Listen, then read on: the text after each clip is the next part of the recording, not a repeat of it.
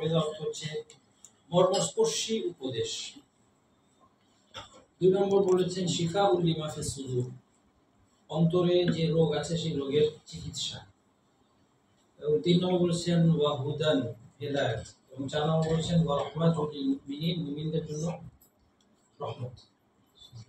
এই 4টি জিনিস মূলত আল কোরআনেরই বৈশিষ্ট্য। আল্লাহ সুবহানাহু ওয়া তাআলা কোরআন তো ইঙ্গিত করেছেন যে আল কোরআনের মধ্যে এই 4টি জিনিস রয়েছে। কি কি? মাউইযা। মাউইযা মানে আমরা বললাম মর্মস্পর্শী উপদেশ, এমন উপদেশ যেটা অন্তকে ভয় পাওয়ায়।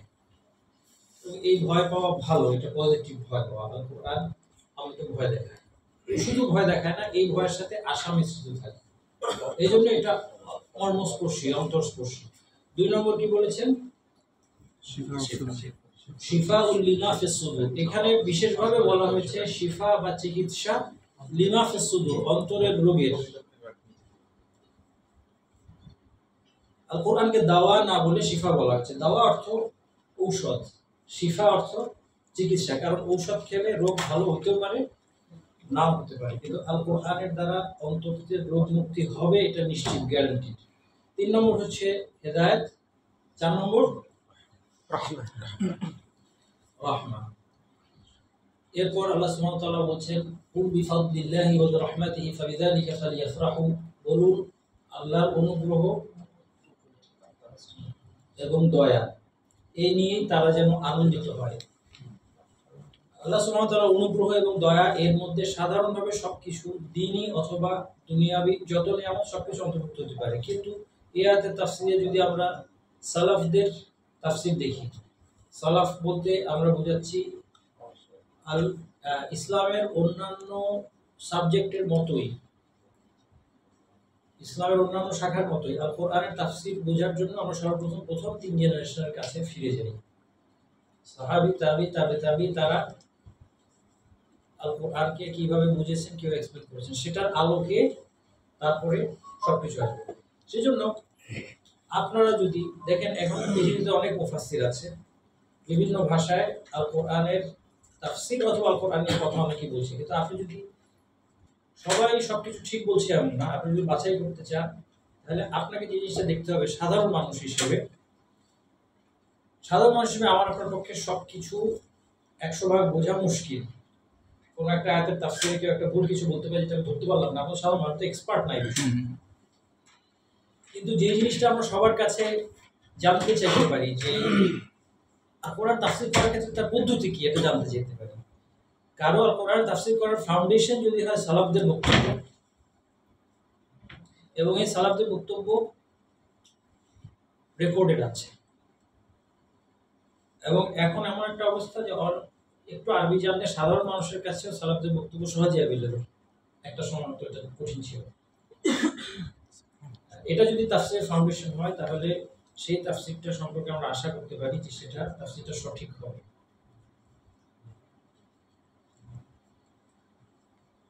আল্লাহ সুবহানাহু ওয়া তাআলা এখানে বলছেন বিফাদলিল্লাহি ওয়া বিরহমাতিহি ফাবিযালিকা ফালইফরাহু, মানে কি বলেছি, তারা যেন আনন্দিত হয়, তারা যেন রিজয়েস করে আল্লাহর অনুগ্রহ সম্পর্কে। ফাদলুল আলা নিয়ামত, রহমত হচ্ছে আল্লাহর দয়া। আপনি ওই প্রাচীন যুগের মুফাসসিরদের কাছে সাহাবী, তাবে তাবী যে তাফসীর পাবেন, তারা ঘুরে ফিরে কেউ বলেছেন ফাদল হচ্ছে কোরআন, রহমত হচ্ছে ইসলাম, কেউ বলেছেন ফাদল হচ্ছে ইসলাম, রহমত হচ্ছে কোরআন। তাহলে সবগুলো বর্ণনা যখন পড়বে এটা নিশ্চিত যে এখানে আল্লাহ সুবহানাহু দ্বীনি নিয়ামতের কথা বলছেন, আল কোরআন অথবা ইসলাম অথবা ঈমান।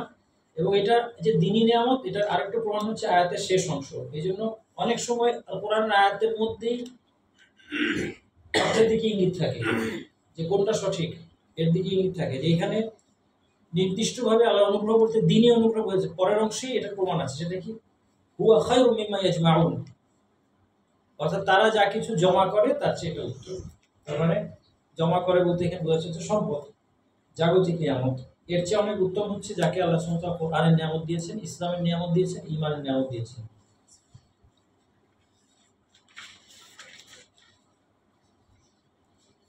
আল্লাহ সুবহানাহু ওয়া তাআলা আল কোরআনের মধ্যে আমাদের সমস্ত সমস্যার সমাধান দিয়েছেন। লাকাদ আনজালনা ইলাইকুম কিতাবান ফীহি যিকরুকুম। আল্লাহ বলছেন যে তোমাদের প্রতি এমন একটি কিতাব অবতীর্ণ করছি যাতে তোমাদের জিকির আছে। জিকির অর্থ কি? এখানে জিকির কি হয়েছে? তোমাদের জিকির আছে বলতে একটা অর্থ হচ্ছে তোমাদের মর্যাদা আছে, তোমাদের সম্মান আছে। জিকিরের একটা অর্থ হচ্ছে সম্মান, মর্যাদা, অর্থাৎ তোমাদেরকে সম্মানের সাথে স্মরণ করা হবে। তার মানে তোমাদের সম্মান এখানে আছে কোরআনের মধ্যে, আমাদের তার মানে আমাদের সাকসেস আছে, আমাদের উন্নতি আছে। দ্বিতীয় অর্থ জিকিরের হচ্ছে তোমাদের উল্লেখ আছে। তোমাদের উল্লেখ থাকার অর্থ হলো যে তোমাদের কল্যাণ কিসে সেই উল্লেখ আছে, কোন বিধান তোমাদেরকে মেনে চলতে হবে সেগুলো উল্লেখ আছে। ইন্না হাযা কুরআনা ইয়াহদি লিল্লাতি হিয়া আকওয়াম। অন্য আয়াতে আল্লাহ তাআলা বলেছেন কোরআন যা কিছু আপরাইট এবং সঠিক সেদিকে পথ দেখায়। এখানে মৌসুফ বলা হয় নাই, মৌসুফটা উজ্জ্বল আছে যে কোন কোন জিনিসটা আপরাইট, তার মানে বোঝানো হচ্ছে সকল পথ, এমন সকল পথ বা পন্থা যা কিছু সঠিক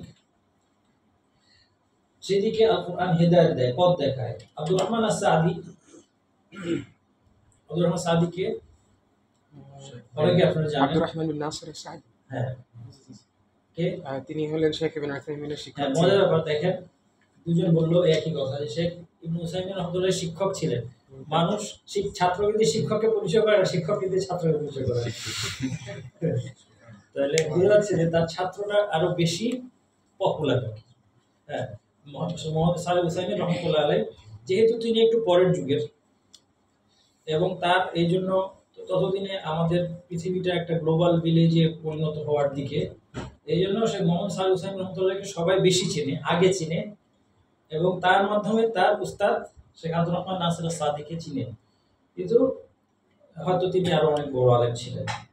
যাই হোক, তার একটা তাফসীর আছে, সেই তাফসীরের মধ্যে তিনি বলছেন ইউফদিলু তাআলা আন শারাফিল কোরআন ওয়া জালালাতি ওয়া ইয়াহদি আল্লাযী আকওয়াম, আই আ'দাল ওয়া আ'লা, যা কিছু সবচেয়ে ইনসাফপূর্ণ এবং সর্বোচ্চ, মিনাল আকাইদ ওয়াল আমাল ওয়া আল আখলাক, আকীদা, আমল এবং আখলাকের মধ্যে যা সর্বোত্তম সেদিকে আল কোরআন পথ দেখায়। ফামান ইহতাদা বিমা ইয়াদউ ইলাইহিল কোরআন, যে কোরআন যেদিকে আহ্বান জানায় এর দ্বারা হেদায়েত নিয়েছে, কানা আকমালান নাস, সে হচ্ছে সবচেয়ে কমপ্লিট ব্যক্তি, ওয়া আকওয়ামাহু, এবং সে হচ্ছে সবচেয়ে আপরাইট, ওয়া আহদাহু, সবচেয়ে বেশি হেদায়েতপ্রাপ্ত, ফি জামিই উমুরিহি, এটা হচ্ছে ইম্পর্টেন্ট কথা, ফি জামিই উমুরিহি, সকল বিষয়ে।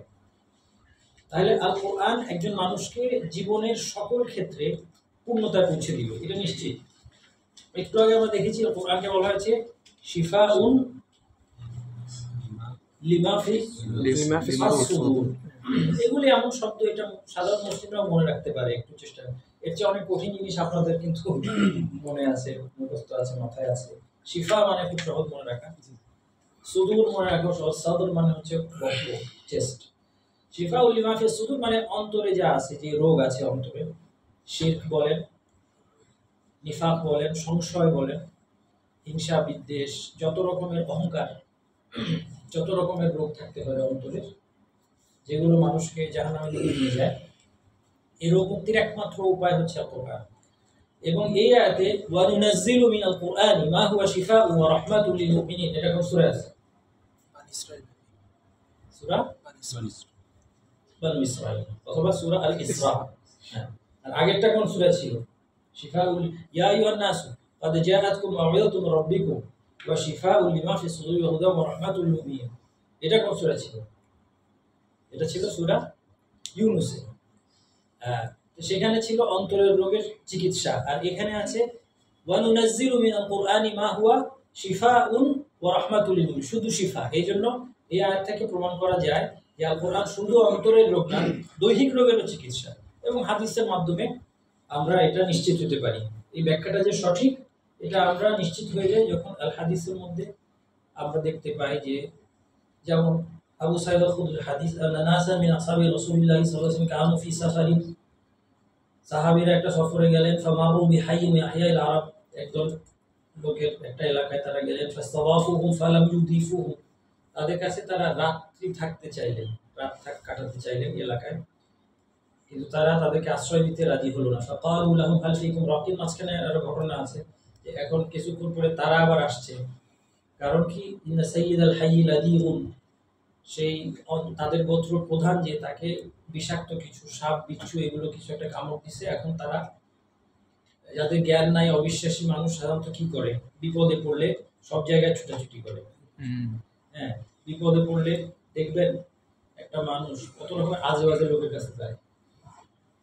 অনেক শিক্ষিত মানুষ, উচ্চ শিক্ষিত মানুষ, আপনার ডাক্তার, ইঞ্জিনিয়ার, সমাজে সুপ্রতিষ্ঠিত উচ্চশিক্ষিত মানুষ দেখবেন অনেক আজে বাজে লোকের কাছে যায় যে কোথায় গেলে আমার একটু বিপদ থেকে মুক্তি হতে পারে। এই জায়গায় এসে একজন মানুষের জ্ঞান এবং আকীদা এবং তাওহীদ এবং তার প্রকৃত শিক্ষা দীক্ষার প্রমাণ কিন্তু পাওয়া যাবে। এমন একটা লোকের কাছে যায়, সে কোনোদিন কোনো জাগতিক প্রয়োজন তার কাছে জীবনেও যেত না। অনেক রকমের ভণ্ড সমাজে আছে, তাদের কাছে যায়।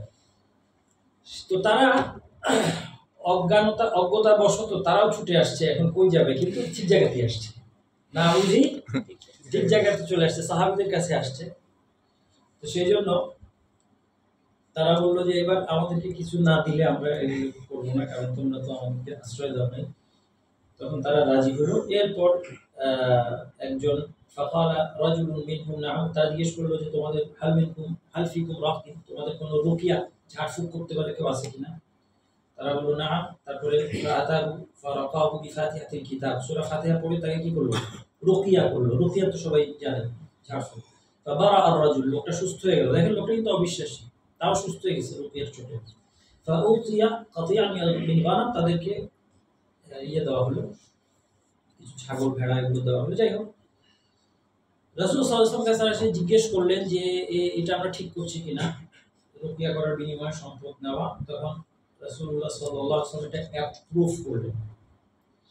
এখান থেকে আলেমরা বলে থাকেন যে কোরআন শিক্ষা দিয়ে অর্থ নেওয়া জায়েজ, কিন্তু এটা মূল লক্ষ্য হওয়া কখনোই উচিত না।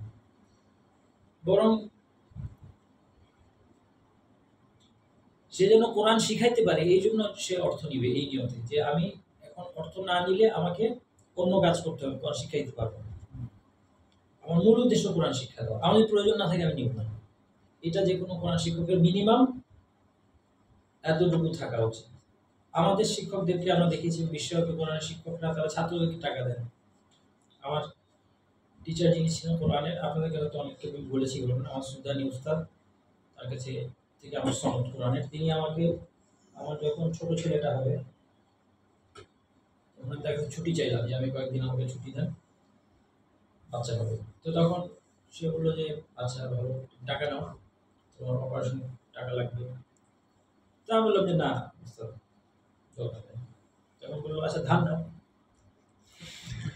তো এবং ওনার কাছে সব ছাত্র, যখন কোনো ছাত্র পড়ছে, বাড়িতে যাবে ঈদে, উনি 200 টাকা 500 টাকা উনি পকেটে ভরিয়ে দিতেন।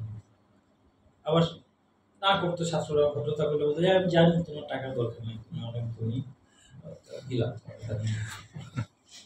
ওনার সোর্স অফ ইনকাম কে আছে? উনি তো এখানে এনজিও হয়ে এসেছিলেন আর কি, বাংলাদেশে তখন একটা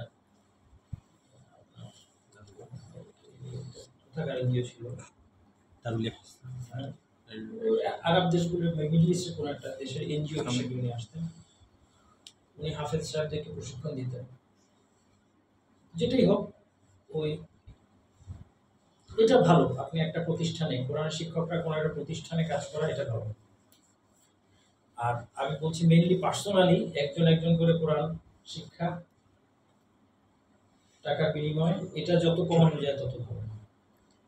হ্যাঁ, এই জন্য সমাজের একটা দায়িত্ব আছে। সমাজের দায়িত্ব হচ্ছে কোরআন শিক্ষাকে পৃষ্ঠপোষকতা দেওয়া, যে আপনার রোজগারের দিকটা আমরা দেখবো, আপনি এটা নিয়ে ভাবতে হবে না, আপনি ফুল আপনার পটেনশিয়াল দিয়ে আপনি দিনের খেদমতে কাজ করেন। এই জিনিসটা আমাদের হওয়া দরকার। কারণ খুব স্বাভাবিক, সেই লোকটার তো পেট চলতে হবে। সেই জন্য এটা যদি হয়, তাহলে কোরআন শিক্ষার সাথে এই টাকা নেওয়ার ব্যাপারটা কি থাকবে না, মুআল্লাক থাকবে না, কন্ডিশনাল থাকবে না। আচ্ছা, যাই হোক, যেটা আমি হাদিসে বলতে যাচ্ছি, তখন রাসূল সাল্লাল্লাহু আলাইহি ওয়াসাল্লাম এটা অ্যাপ্রুভ করলেন এবং বললেন ওমা আদরাকা আন্নাহা রুকিয়া। তিনি অবাক হয়ে জিজ্ঞেস করলেন যে তুমি কিভাবে জানলে সূরা ফাতিহা রুকিয়া? দেখেন, একটা জিনিস এখানে দৃষ্টি আকর্ষণ করি, তারা খুব সিম্পল রুকিয়া করেছিলেন, সিম্পল সূরা ফাতিহা পড়ে, এবং খুব কোনো জটিল কোনো সায়েন্স না এটা।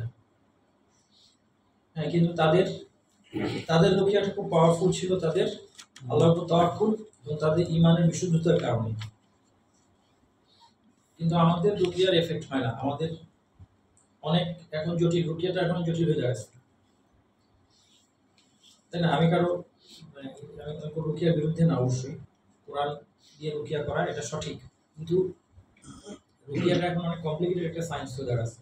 এই আয়াত এতবার পড়তে হবে, ওই আয়াত এতবার পড়তে হবে, এই রোগের জন্য এটা, ওই রোগের জন্য এটা। সাহাবীদের সময় মনে হয় যেন এত জটিল ছিল না জিনিসটা।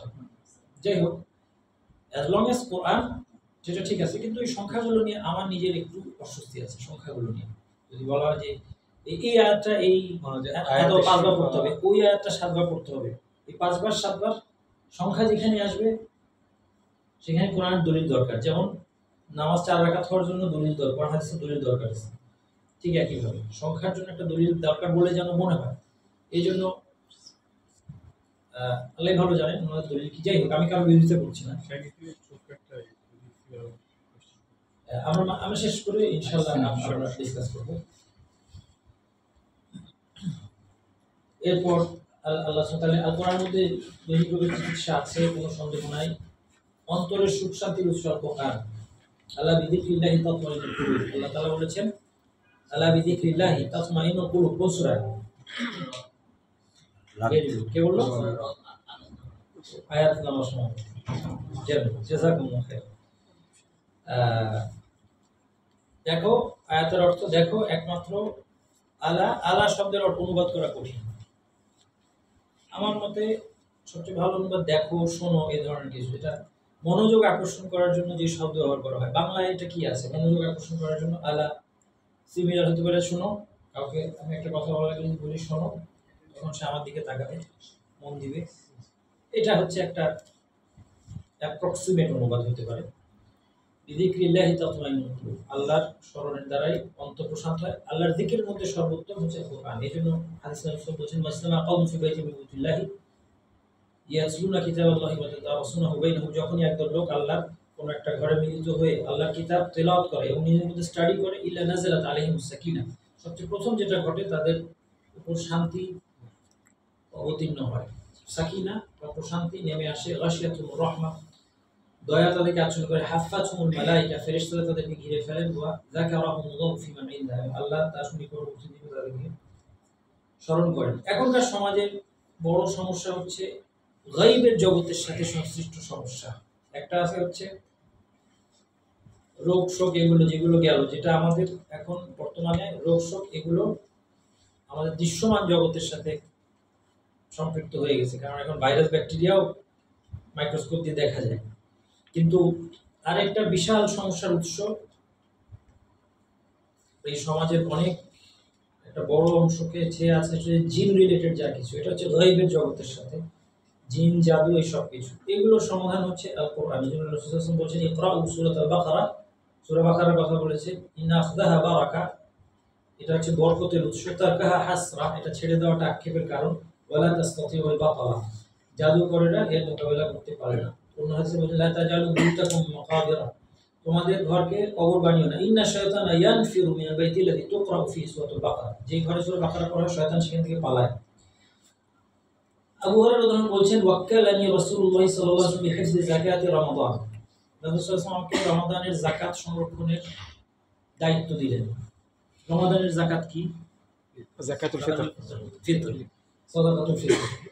ফাআতানি আতিন, একজন আসলো, ফাজাআলা ইয়াহসু মিনাত তাআম, খাবার ফিতরের খাবারগুলি থেকে সে নিতে থাকলো। ফাআখাযতুহু, তাকে ধরলাম। ওয়াকুলতু ওয়াল্লাহি লা আরফাআন্নাকা ইলা রাসূলিল্লাহি সাল্লাল্লাহু আলাইহি ওয়াসাল্লাম, আমি তোমাকে রাসূল সাল্লাল্লাহু আলাইহি ওয়াসাল্লামকে ধরে নিয়ে যাব। ক্বালা ইন্নী মুহতাজ ওয়া আলাইয়া ইয়াল ওয়া লি হাজাতুন শাদীদা, আমি অনেক অভাবী, আমার অনেক বড় পরিবার, আমি খুব কষ্টে আছি, এসব বলছি। ক্বালা ফাখাল্লাইতু আনহু, তাকে ছেড়ে দিলাম। মানবিক পুলিশ, হ্যাঁ মানবিক পুলিশ, চিন্তা করলেন যে আশা গরিব মানুষ, সে ছেড়ে দিলাম। ফাসবাহতু ফাকালা নবী সাল্লাল্লাহু আলাইহি ওয়াসাল্লাম, সকালবেলা নবী সাল্লাল্লাহু আলাইহি ওয়াসাল্লাম বলেন ইয়া আবা হুরায়রা মা ফাআলা আসিরুকাল বারিহা, তোমার প্রিজনার কালকে রাতে কি করলো? ক্বালা কুনতু ইয়া রাসূলুল্লাহ, সব ঘটনাগুলি বললেন তিনি। তখন রাসূল সাল্লাল্লাহু আলাইহি ওয়াসাল্লাম বললেন আমা ইন্নাহু ক্বাদ কাযাবাকা ওয়া সায়াউদ, সে তোমাকে আসলে মিথ্যা বলেছে, সে আবার আসবে। আবু বকর বলছেন ফাআরাফতু আন্নাহু সায়াউদ, আমি নিশ্চিত হলাম যে সে আবার আসবে অবশ্যই, লিকাউলি রাসূলুল্লাহ সাল্লাল্লাহু আলাইহি ওয়াসাল্লাম ইন্নাহু সায়াউদ, কারণ নবী সাল্লাল্লাহু আলাইহি ওয়াসাল্লাম বলেছেন যে সে আবার আসবে। ফারাসাতুহু, এখন আমি তার জন্য ওত পেতে থাকলাম। ফাজাআ ইয়াহসু মিন আত-তাআমি ফাআখাযু ফাকুলতু লা আরফা'নাকা ইলা, একই ঘটনা ঘটলো দ্বিতীয় রাত্রেও একইভাবে, আবার ছেড়ে দিলেন। আবার পরের দিন রাসূল জিজ্ঞেস করলেন এবং বললেন যে সে আবার আসবে, মিথ্যা বলেছে। তৃতীয় রাতে যখন আসলেন তখন আবু হুরায়রা বলছেন হাদা আখিরু সালাসি মাররাতিন, এই শেষ 3 দান, এবার তোমার আর সুযোগ নাই। আন্নাকা তাজউমু লা তাউদু তুমা তাউদু, তুমি বলো যে তুমি আসবে না, তারপর আসো আবার। তখন সে বলল দানি, এবার সে দেখলো যে এখন তার নরমালি এটা হবে না। সে বলল যে উআল্লিমুকা কালিমাতিন ইয়ানফাউকা আল্লাহু বিহা, আমি তোমাকে কিছু বাক্য শেখাবো, তোমাকে আল্লাহ এর দ্বারা উপকৃত করবেন।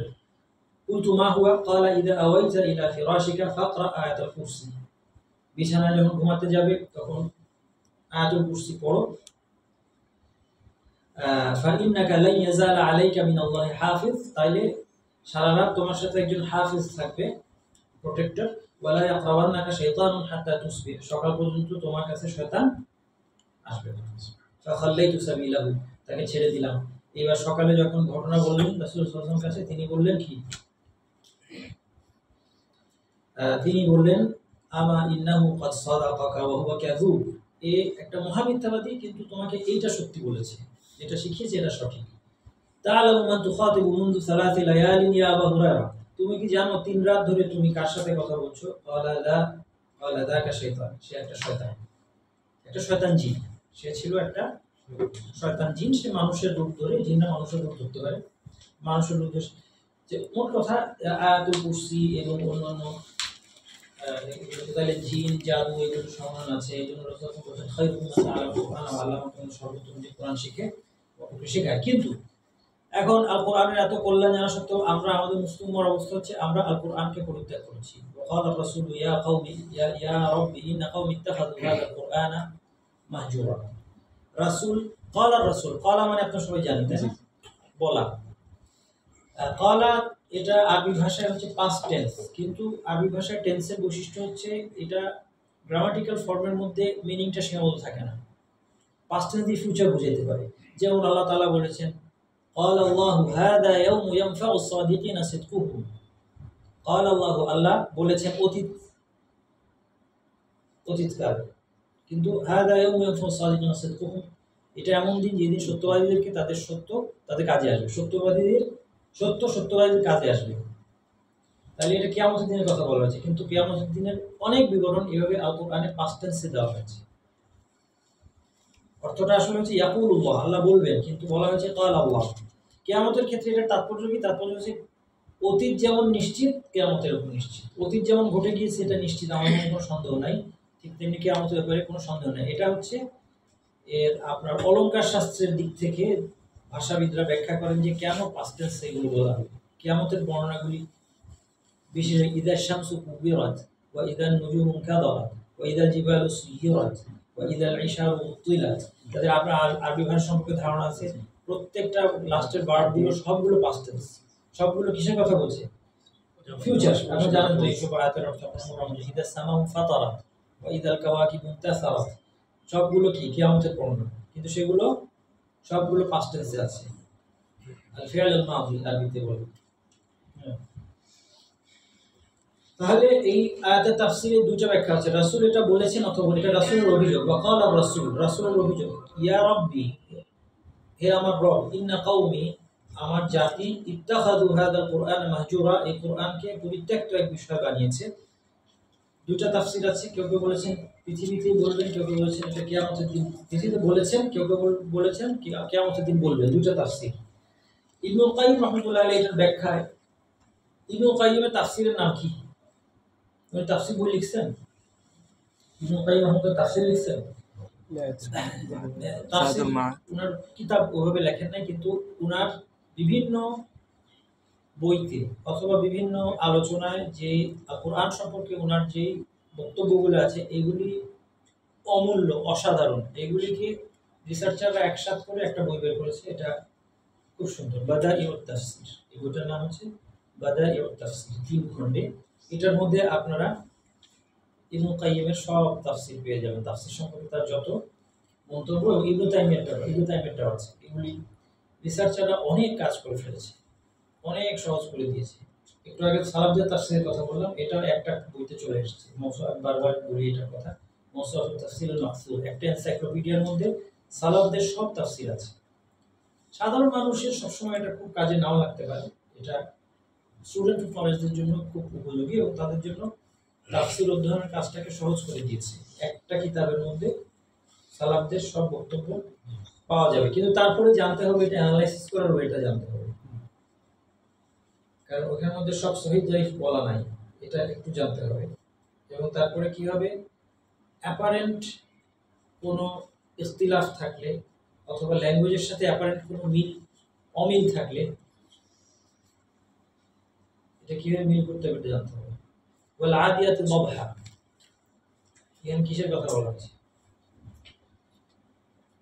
কে জানে? ওয়াল আদিয়াত দবহা, আদিয়াত মানে যে দৌড়ায়। আল কোরআনে অনেক জায়গায় আছে যে জিনিসটার নাম বলেন নেই, আল্লাহ তাআলা বলছেন বৈশিষ্ট্য। তাহলে বোঝা যাচ্ছে কিছু একটা দৌড়ায়, কিন্তু সেটা কি সেটা বলেন নাই, বলছেন যে দৌড়ায়, এটা হচ্ছে তার সিফাত, বৈশিষ্ট্য। কিন্তু দবহা, দবহ শব্দটা হচ্ছে ঘোড়া দৌড়ানোর সময় যে আওয়াজ হয় সেটার নাম হচ্ছে দবহ। এই জন্য এখান থেকে ভাষাবিদরা বলবে যে এটা ঘোড়া ছাড়া কিছু না। আলী রাদিয়াল্লাহু আনহু বলছে যে এটা ঘোড়া না, এটা উট। ইবনে আব্বাস বলছেন এটা ঘোড়া। আলী রাদিয়াল্লাহু ইব্রাহিমকে ডাক দিচ্ছেন, তুমি ঘোড়া বললা কেন? এই আয়াত যখন নাযিল হয়েছে তখন আমাদের বললেন বদরের যুদ্ধে মাত্র ঘোড়া ছিল 2টা, ঘোড়াই ছিল না। আলী রাদিয়াল্লাহু আনহু এটা উটের কথা বলা হচ্ছে। এখন ভাষাবিদরা বলছে না, এটা হইতেই পারে না, কারণ উটের আওয়াজকে দবহ বলে না। বুঝতে পারছেন সমস্যাটা? এখন আপনি ইয়ে করবেন কিভাবে, কম্বাইন করবেন কিভাবে? মারা ইউকুম ننظر إلى تفسير السلف. علي هو من السلف من السلف تفسير زيد بن من أسلف من علي আলীর চেয়ে বড় সালাফার কে আছে? তাই তো। আচ্ছা, সমাধান হলো যে ভাষার ক্ষেত্রে পরবর্তী যুগের গ্রামারিয়ান অথবা লিঙ্গুইস্ট, লুগাবি, পরবর্তী যুগের লিঙ্গুইস্ট আর ভার্সেস আলী, তার মধ্যে ভাষা কে বেশি জানে? علي رضي الله عنه কেন? আলী কোন ইউনিভার্সিটিতে পড়ছেন? লিঙ্গুইস্টিকের প্রয়োজন। উত্তর সঠিক, কারণ উনাদের ভাষায় একদম বিশুদ্ধতম ভাষা, বিশুদ্ধতম আরবি ভাষা ছিল উনাদের। আলী রাদিয়াল্লাহু আনহু আরবি ভাষায়, আলী রাদিয়াল্লাহু আনহুর আরবি ভাষায় কোরআন অবতীর্ণ হয়েছে।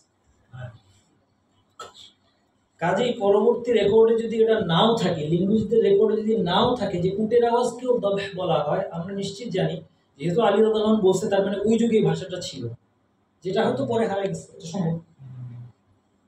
এই জন্য ভাষার ক্ষেত্রেও সালাফরা দলিল, সালাফদের কথাগুলো ভাষার ক্ষেত্রেও দলিল, এটা মনে রাখতে। তাইলে আর আপনার এখানে কন্ট্রাডিকশন হবে না। হ্যাঁ, এই জন্য এখানে 2টা তাফসিরই সম্ভব, কোনোটাই উড়াই দিতে পারবে না।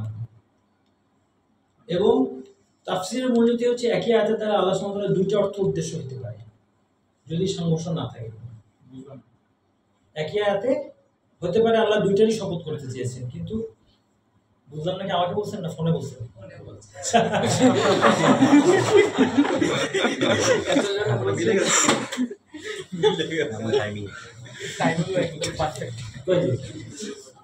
ইবনে কাইয়িম রাহমাতুল্লাহ আলাইহি বলছেন, দেখেন এই আলোচনা খুব ইম্পর্টেন্ট আমাদের জন্য।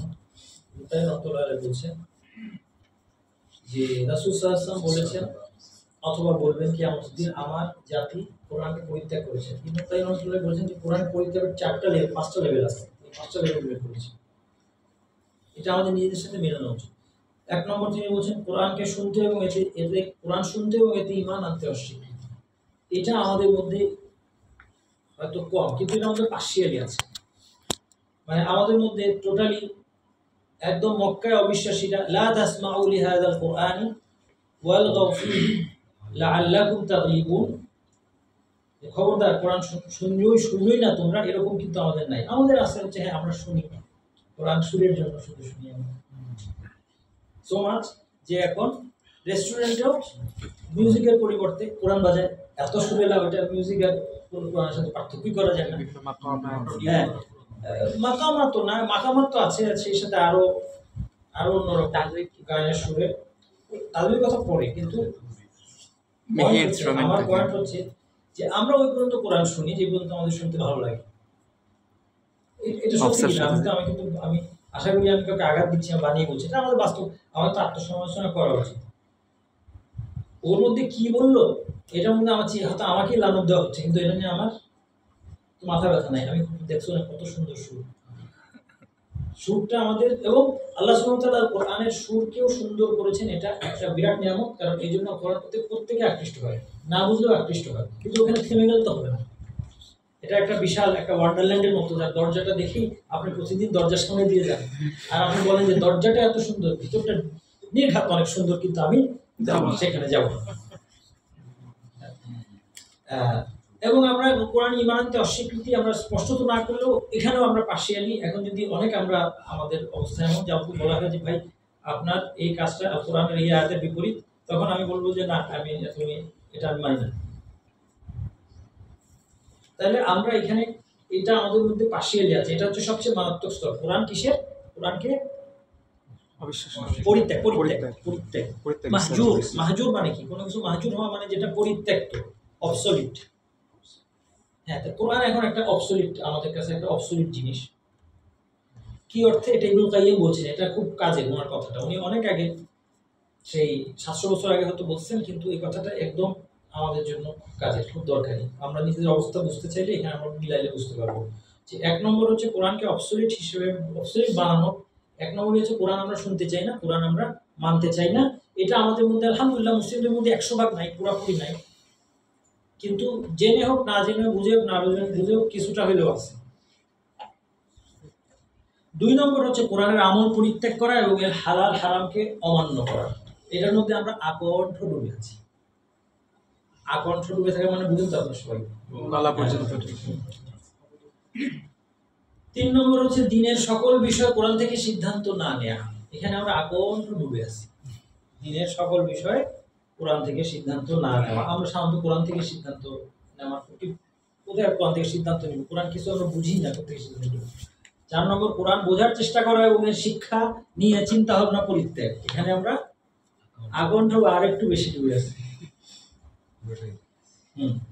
5 নম্বর হচ্ছে কোরআন দ্বারা অন্তরের রোগ মুক্তির প্রক্রিয়া ত্যাগ করা। কোরআন দ্বারা অন্তরের রোগ মুক্তির কোনো প্রসেসই চালু নাই এই সমাজে। জানি আমরা কিছু জানি না, কিন্তু আমি একটু এক্সাম্পল দিব। আজকের লাস্ট কথাগুলো আমার ওইটাই হবে যে আসলে প্রত্যেকটা শব্দের মধ্যে আল কোরআন মানে অন্তরের জন্য একটা ঔষধের ডোজের মতো। প্রত্যেকটা শব্দ যদি আমরা কোরআনের কাছে ফিরতে পারি। আমরা কি নিয়ে ব্যস্ত? কোরআন শোনা, উচ্চারণ ঠিক করা। এটা তাজবিদ, আমিও তাজবিদের শিক্ষক, সুতরাং আমার তাজবিদের বিরুদ্ধে আমার কোনো কি নাই, কিন্তু রাগ নাই। আমি তাজবিদের শিক্ষক, কিন্তু তারপরে দুঃখের বিষয় হচ্ছে আমাদের তাজবিদ নিয়ে এখন বাড়াবাড়ি। তাজবিদটাকে আমরা বেশি বাড়াবাড়ি, এমন বাড়াবাড়ি হয়ে গেছে তাজবিদ নিয়ে যে এখন কোরআন থেকে দূরে ঠেলে দেওয়া হচ্ছে অনেক সময় মানুষকে, আমার মতো মানুষই। এই জন্য আমরাই দায়ী।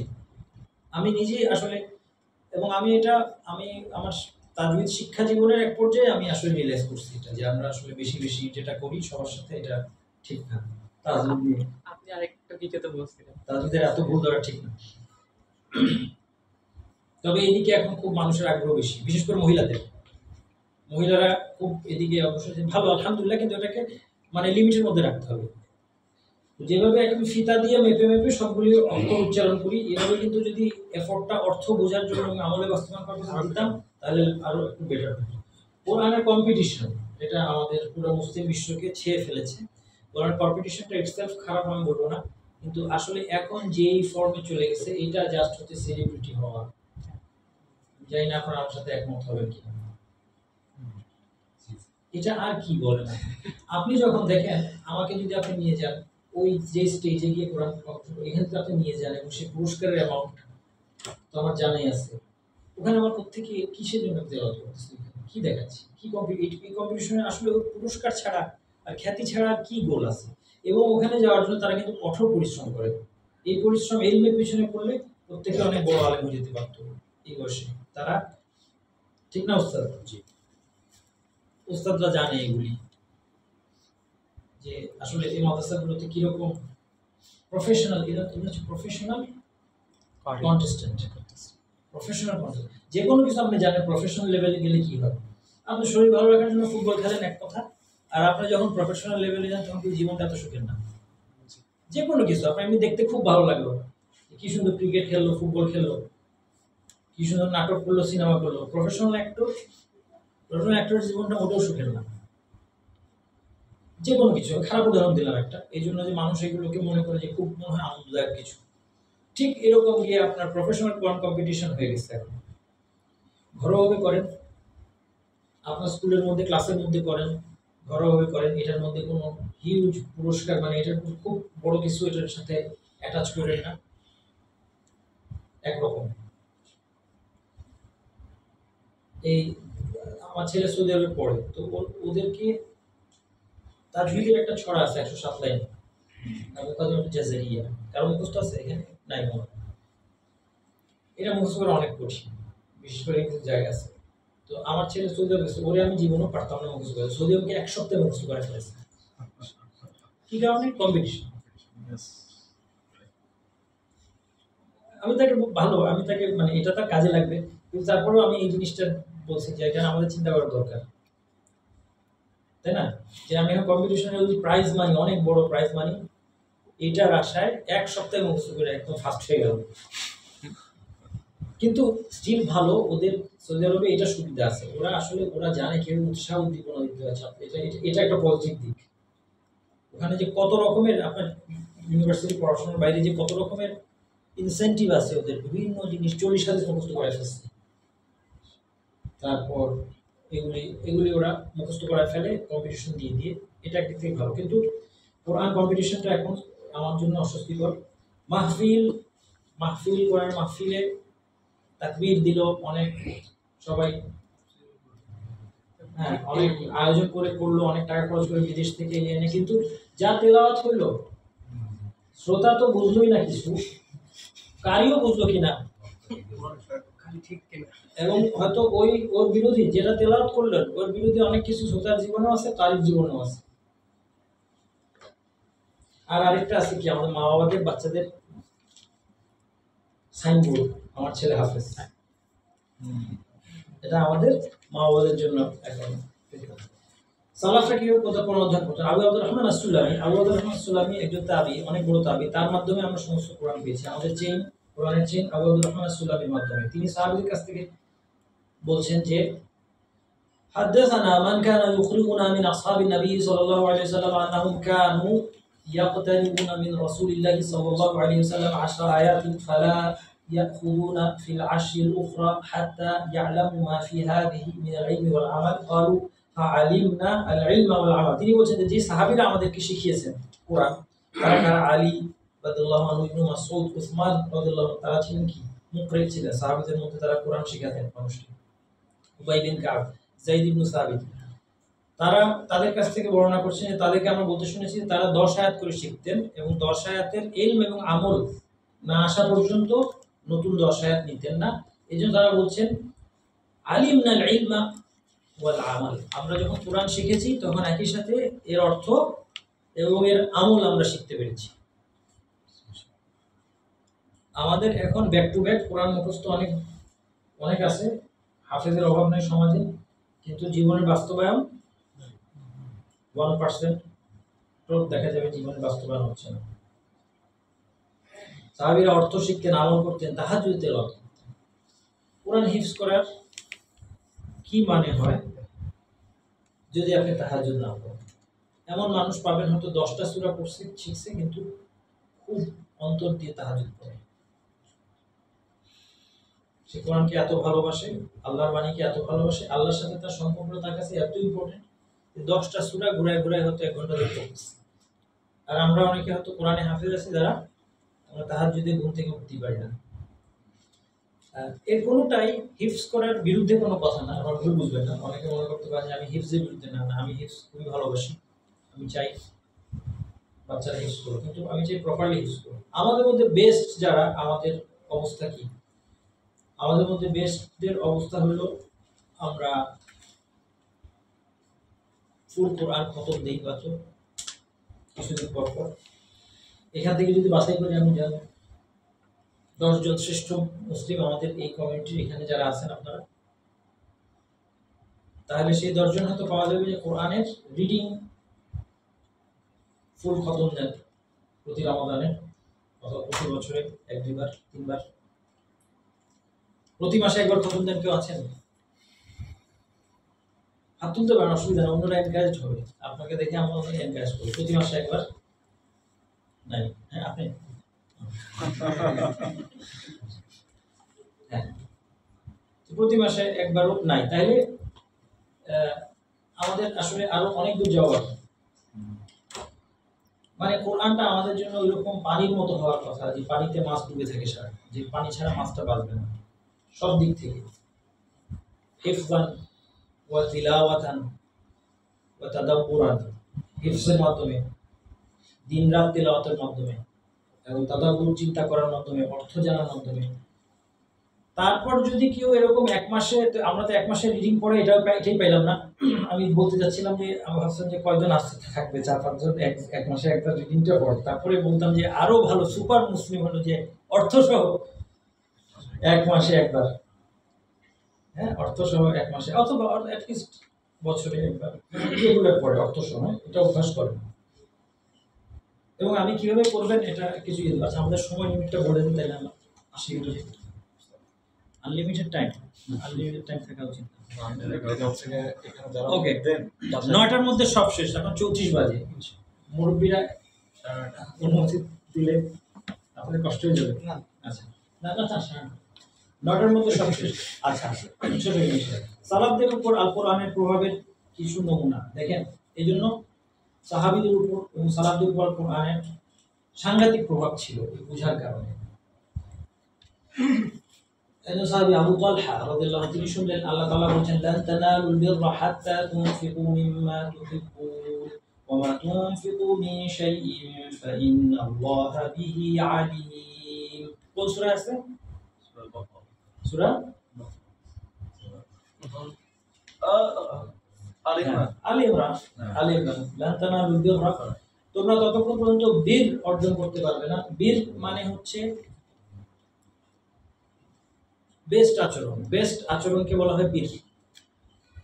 হাত্তা তুনফিকু মিম্মা তুহিব্বুন, তুমি যেটা ভালোবাসো সেটা ব্যয় না করা পর্যন্ত তুমি কি অর্জন করতে পারবে না। এখানে বীর বলতে কি বুঝাচ্ছে? বেস্ট আচরণ বলতে কি বোঝানো? আল্লাহ সন্তুষ্টি, হুম? আল্লাহ সন্তুষ্টি। ইহসান, বীর মানে ইহসান, কিন্তু ইহসান এখানে কি বোঝানো হচ্ছে? এখানে দুটো 2টা তাফসীর, এটা আপনার তাফসীরে না গেলে এগুলো আপনারা এবং সালাফদের তাফসীরে না গেলে এটার অর্থ বোঝা মুশকিল হবে। এখানে অনেক সাহাবী তাবেঈদের মধ্যে অনেকে বলছেন এটা হচ্ছে জান্নাত। বীর হচ্ছে জান্নাত। তার কারণ হচ্ছে জান্নাত হচ্ছে আল্লাহর পক্ষ থেকে বান্দার প্রতি উত্তম পুরস্কার দেওয়া, এই অর্থে। তাহলে আল্লাহর কাজ অর্থে, বুঝতে পারছেন? আল্লাহর পক্ষ থেকে পুরস্কার প্রদান, এটাকে বীর বলা হচ্ছে। আর আল্লাহ যেটা সবচেয়ে বড় পুরস্কার এটা জান্নাত। এই জন্য বলছে যে তোমরা জান্নাত অর্জন করতে পারবে না। এটা হচ্ছে, এটা ট্রান্সলেশন শান্ত পাবে না। আপনার কাছে অ্যাপ নাই, আপনারা কেউ আপনারা তো অ্যাপে কোরআন পড়েন নাকি না তাও পড়েন? জি আপনি কি আছে ট্রান্সলেশন বাই করেন, যে 2-1 জন বলেন, যার যে ট্রান্সলেশন আছে 2-1 বলেন। সম্ভবত এটা পাবেন না আপনারা চট করে। শেখ আয়াত নম্বরটা একটু কাইন্ডলি। আয়াত নম্বর 92 আলে ইমরান 92, চতুর্থ পারার প্রথম আয়াত। কল্যাণ বলেছে, কল্যাণ। হ্যাঁ, তোমরা কখনো সওয়াব অর্জন করতে পারবে না যতক্ষণ না ব্যয় করবে তা থেকে যতগুলো ওকে। তো এটা হচ্ছে আরেকটা তাফসীর। সওয়াব যেটা বলতেছে সেটা সঠিক। কল্যাণ, কল্যাণ বলা হয়েছে। কল্যাণটা জেনে ভালোবাসা বলা আছে নিচে। হ্যাঁ আরেকটাতে বলা আছে তোমরা যা ভালোবাসো তা থেকে ব্যয় না করো। হ্যাঁ, যা ভালোবাসো তাদেরকে ব্যয় না করলে কি অর্জন করতে পারবে না। তাহলে 2টা তাফসীর আছে, একটা হচ্ছে জান্নাত, আরেকটা হচ্ছে যদি এটাকে বীর, এটাকে মানুষের কাজ অর্থে নেওয়া হয়। যদি আল্লাহর কাজ অর্থে নেওয়া হয় তাহলে এটার অর্থ কি হলো? বুঝতেছেন না? জটিল হয়ে যাচ্ছে। আল্লাহর কাজ অর্থে এটা হলো জান্নাত, যেটা সবচেয়ে উত্তম, আল্লাহ যেটা দিবেন মানুষকে।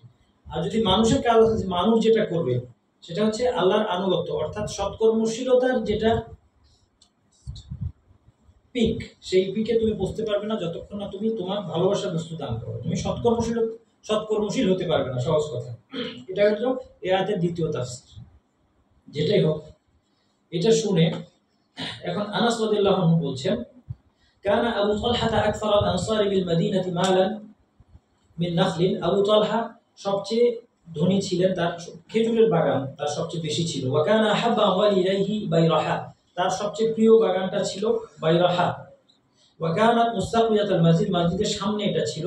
ওয়া কানা রাসূলুল্লাহ সাল্লাল্লাহু আলাইহি ওয়াসাল্লাম ইয়াদখুলুহা ওয়া ইয়াশরাবু মিন মাইন ফিহা তাইয়িব। রাসূলুল্লাহ সাল্লাল্লাহু আলাইহি ওয়াসাল্লাম এতে প্রবেশ করতেন এবং এখান থেকে পানি খেতেন। আনাস বললেন, ফালামা উনজিলাত হাযিহিল আয়া, এই আয়াতটা যখন অবতীর্ণ হলো, কামা আবু তালহা ইলা রাসূলিল্লাহ, আল্লাহর রাসূলের কাছে গেলেন আবু তালহা, বললেন, ইয়া রাসূলুল্লাহ ইন্নাল্লাহ তাবারাকা ওয়া তাআলা ইয়াকুল লান তানালুল বিররা হাত্তা তুনফিকু মিম্মা তুহিব্বুন। আল্লাহ এই কথা বলছেন, ওয়া ইন্না হাব্বা আমওয়ালি ইলাইয়া বাইরাহা, আমার সবচেয়ে প্রিয় সম্পদ এই বাইরাহা, এই বাগানটা। দেখেন, আল্লাহ একদম সবচেয়ে প্রিয়টা দিয়ে দিতে হবে এটাও বলেন নাই। আল্লাহ বলেছে হাত্তা তুনফিকু মিম্মা তুহিব্বুন, তুমি যা ভালোবাসো সেখান থেকে কিছু দিবা। আমরা আমাদের সম্পদটা ভালোবাসি, আল্লাহর রাস্তায় একটু দিতে হবে। কিন্তু সাহাবীরা কোরআনের দ্বারা প্রভাবিত হওয়া এবং বাস্তবায়নের ক্ষেত্রে একদম সবচেয়ে অগ্রসর ছিলেন। সাথে সাথে কি করলেন? সবচেয়ে প্রিয়টাই দিয়ে দিলেন। এই জন্যই তোমরা কেউ যদি উহুদ পর্বতের সমান স্বর্ণ দান করো, তাহলে তাদের এক মুঠ অথবা অর্ধেকের সমানও হবে না।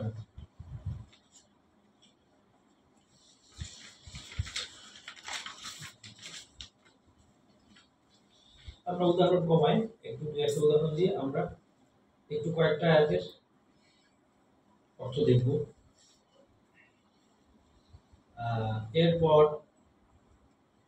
আল্লাহ তাআলা অবতীর্ণ করেন, আনাস বলছেন, লাম্মা নাযালাত হাযিহিল আয়া ইয়া আইয়ুহাল্লাযীনা আমানু লা তারফাউ আসওয়াতাকুম ফাওকা সাওতিন নাবিয়্যি ওয়া লা তাজহারু লাহু বিল কওলি কাজহরি বা'দিকুম লিবা'দিন আন তাহবাতা আ'মালুকুম ওয়া আনতুম লা তাশউরুন। কোন সূরা? হুজুরাত। সূরা হুজুরাত 49 নম্বর সূরা। এই আয়াত আল্লাহ বলেন যে, হে ঈমানদারেরা, লা তারফাউ আসওয়াতাকুম ফাওকা সাওতিন নবী, নবীর আওয়াজের উপর তোমাদের আওয়াজকে উঁচু করো না। নবীর জীবদ্দশায় অ্যাকচুয়ালি উঁচু করা, নবী এখন নাই, কিন্তু যদি তার হাদিস আমাদের সামনে আসে তাহলে এর উপর দিয়ে নিজের জ্ঞান জাহির করা অথবা এর উপর দিয়ে কথা বলা। এর পরিণতি কি হবে? যদি বলো লা তারফাউ আসওয়াতাকুম ফাওকা সাওতিন নবী ওয়া লা তাজহারু লাহু বিল কওলি কাজহরি বা'দিকুম লিবা'দ, নিজেদের মধ্যে যেরকম তোমরা উঁচু স্বরে কথা বলো, এবার নবীর সাথে উঁচু স্বরে কথা বলো না। আন তাহবাতা আমালুকুম আনতুম লা তাশউরুন, এর ফলে কি হতে পারে তোমরা বুঝবে না, কিন্তু তোমাদের গুনাহের কারণে তোমাদের আমল সব ব্যর্থ হয়ে যাবে। এখন আমরা কোরআনের আয়াত যখন শুনি তখন আমরা মনে করি যে এটা তো আমার সম্পর্কে না, তাই না? এই আয়াতটা মুশরিক সম্পর্কে, এই আয়াতটা আসছে ব্যভিচারীর ব্যাপারে, এই আয়াতটা আসছে হত্যাকারীর ব্যাপারে, এই আয়াতটা কাফের সম্পর্কে, এটা ইহুদির জন্য, এটা নাসারার। আমার জন্য কোনো আয়াত কিন্তু নাই। এটা হয় আমাদের মানসিকতা। কিন্তু এখন কানা সাবিত ইবনে কাইস ইবনে শাম্মাস, সাবিত ইবনে কাইস ইবনে শাম্মাস একজন সাহাবী, কানা রাফিআ সাউত, তার গলার স্বর উঁচু ছিল।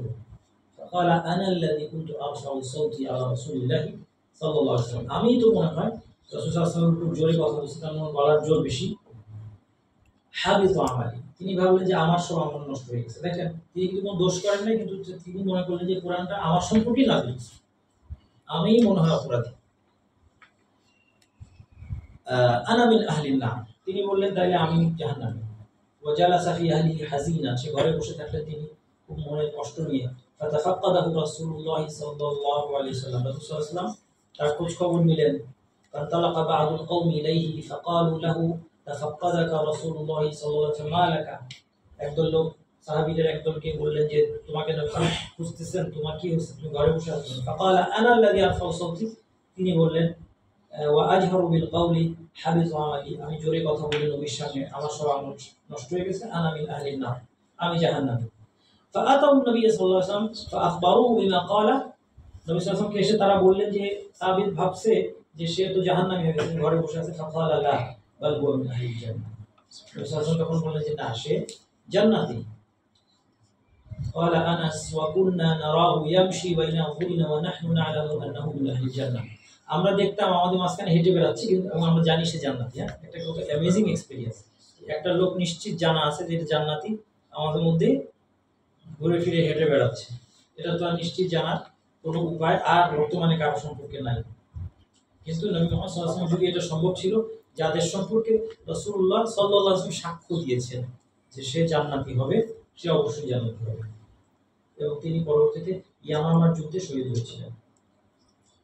এরপর পরবর্তী যুগে ফুদাইল বিন ইয়াদের ঘটনা আপনারা নিশ্চয়ই এটা শুনেছেন যে ফুদাইল বিন ইয়াদ একজন মনীষী, একজন পণ্ডিত, একজন আলেম পরবর্তী যুগের, এবং তিনি জীবনের শুরুতে ডাকাত ছিলেন। খুব আশ্চর্য ব্যাপার, তিনি ডাকাত ছিলেন এবং তিনি একদিন তার সময় বলা হচ্ছে ওয়াকানা সাউদাহুতি আনহু আশিকা জারিয়াতান ফাবাইনা হুয়া ইয়ারতাকিল জুদরান ইলাইহা। এক মেয়ের সাথে দেখা করার জন্য একটা বাসায় দেয়াল টপকানোর চেষ্টা করছেন, যখন ইদ সামিআ তালিয়ান ইয়াতলু, তিনি তেলাওয়াত শুনতে পেলেন আলাম ইয়ানি লিল্লাযিনা আমানু আন তাখশা'a কুলুবুহুম লিযিকরিল্লাহি ওয়া মা নাযালা মিনাল হক। আয়াতের অর্থ হলো যে মুমিনদের কি এখনো সময় হয়নি যে এই ওয়াহী অবতীর্ণ হয়েছে, এই ওয়াহীর উদ্দেশ্যে তাদের অন্তর বিনম্র হবে। এই আয়াত যখন অবতীর্ণ হয় তখন সাহাবীদের মনের মধ্যে খুব সাংঘাতিক নাড়া লেগেছিল এই আয়াতের কারণে। কারণ যেটা আমরা বললাম যে সাহাবীরা সমস্ত আয়াত তাদের প্রসঙ্গেই ভাবতেন যেটা আমাকেই বলা হচ্ছে। কারণ আল্লাহ যখন অবতীর্ণ করেন যে ঈমানদারদের কি সময় হয়নি, আন তাখশা'a কুলুবুহুম লিযিকরিল্লাহ, আল্লাহ স্মরণে তাদের অন্তরের মধ্যে খুশু আসবে। খুশু অনেকগুলি কোয়ালিটির সমন্বয়, বিনয়, ভয় ভীতি, অনেক কিছু। তখন সাহাবীরা খুব বিচলিত হয়ে গিয়েছিলেন। ঠিক এমনি ভাবে এই আয়াতটা শুনে ফুদাইল বিন ইয়াদ, রাত্রে কেউ একজন হয়তো তেলাওয়াত করছে, উনি কোনো একটা খারাপ কাজের উদ্দেশ্যে যাচ্ছেন, কেউ হয়তো তাহাজ্জুদের মধ্যে তেলাওয়াত করছে, তিনি শুনে সাথে সাথে রেসপন্ড করলেন। এটা হচ্ছে আরব হওয়ার বা আরবি বোঝার একটা সুবিধা, তিনি সাথে সাথে রেসপন্ড করলেন। যে আরবি ভাষা জানে তার জন্য আল কোরআনের কথাগুলো খুব পাওয়ারফুল। আল্লাহর কাছ থেকে শোনা আর মানুষের, এখন ধরেন আমি আপনাদেরকে তর্জমা করে বলে দিলাম অনেক কিছু, এটা আর আল্লাহর কাছ থেকে শোনা দুটো এক কাল্লা। তিনি সাথে সাথে বললেন বালা ইয়া রাব্বি কাদ আন, যে হ্যাঁ নিশ্চয়ই হে আমার রব, আমার সময় হয়েছে এখন। আয়াতের অর্থ, আয়াত কি বলছে, আয়াতে কি বলছে, এখন কি সময় হয় নাই? মুমিন যে ঈমান এনেছে তার কি সময় হয় নাই যে তার অন্তর আল্লাহর স্মরণে বিনম্র হবে? তখন তিনি ডাকাতি করছেন, কিন্তু তো মুসলিম উনি আরবি বুঝেন। তিনি বলেন বালা ইয়া রাব্বি কাদ আন, হ্যাঁ টাইম হচ্ছে, এখন আমার থামার সময় হচ্ছে। এবং এরপরে তার জীবন পরিবর্তন হয়ে যাবে এই একটা আয়াত শোনার পর। জুবাইর বিন মুতঈম রাদিয়াল্লাহু আনহু, তিনি অবিশ্বাসী অবস্থায় তিনি বলছেন সামিআতুন নাবিয়্য সাল্লাল্লাহু আলাইহি ওয়াসাল্লাম ইয়াকরাউ ফিল মাগরিব বিত-তুর, নবী মুহাম্মদ সাল্লাল্লাহু আলাইহি ওয়াসাল্লাম মাগরিবে সূরা তুর তেলাওয়াত করতে শুনলাম। ফালাম্মা বালাগা হাযিহিল আয়াত, যখন নবী সাল্লাল্লাহু আলাইহি ওয়াসাল্লাম এই আয়াতে পৌঁছলেন আম খুলিকু মিন গায়রি শাইইন আম হুমুল খালিকুন আম খালাকুস সামাওয়াতি ওয়াল আরদা বাল লা ইউকিনুন আম ইনদাহুম খাযাইনু রাব্বিকা আম হুমুল মুসাইতিরুন, তারা কি কোনো কিছু ছাড়াই সৃষ্টি হয়েছে নাকি তারা নিজেরাই নিজেদের স্রষ্টা?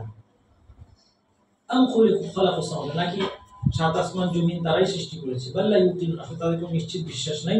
আম ইনদাহুম খাযাইনু রাব্বিকা আম হুম মুসাইতিরুন, নাকি তাদের কাছে তাদের রবের ভান্ডার আছে?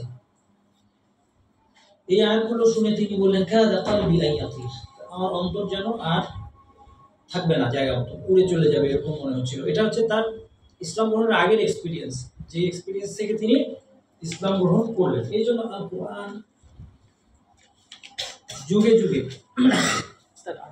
মৃত মানুষের মাঝে প্রাণ সঞ্চার করেছে। জি চুপ থাকবো, আচ্ছা ঠিক আছে।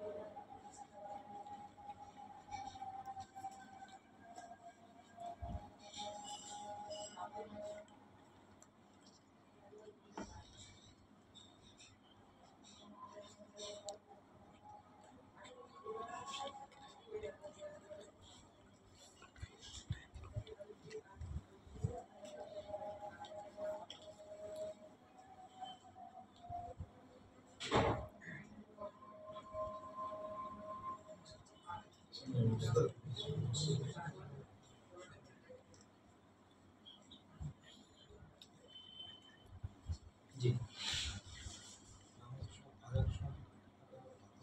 শুননা আমার তো না আজান করে দাও একটা জায়গায় শুননা আপনারা প্রশ্ন করতে এমন সেটা আমার জানা নাই কিন্তু শুননা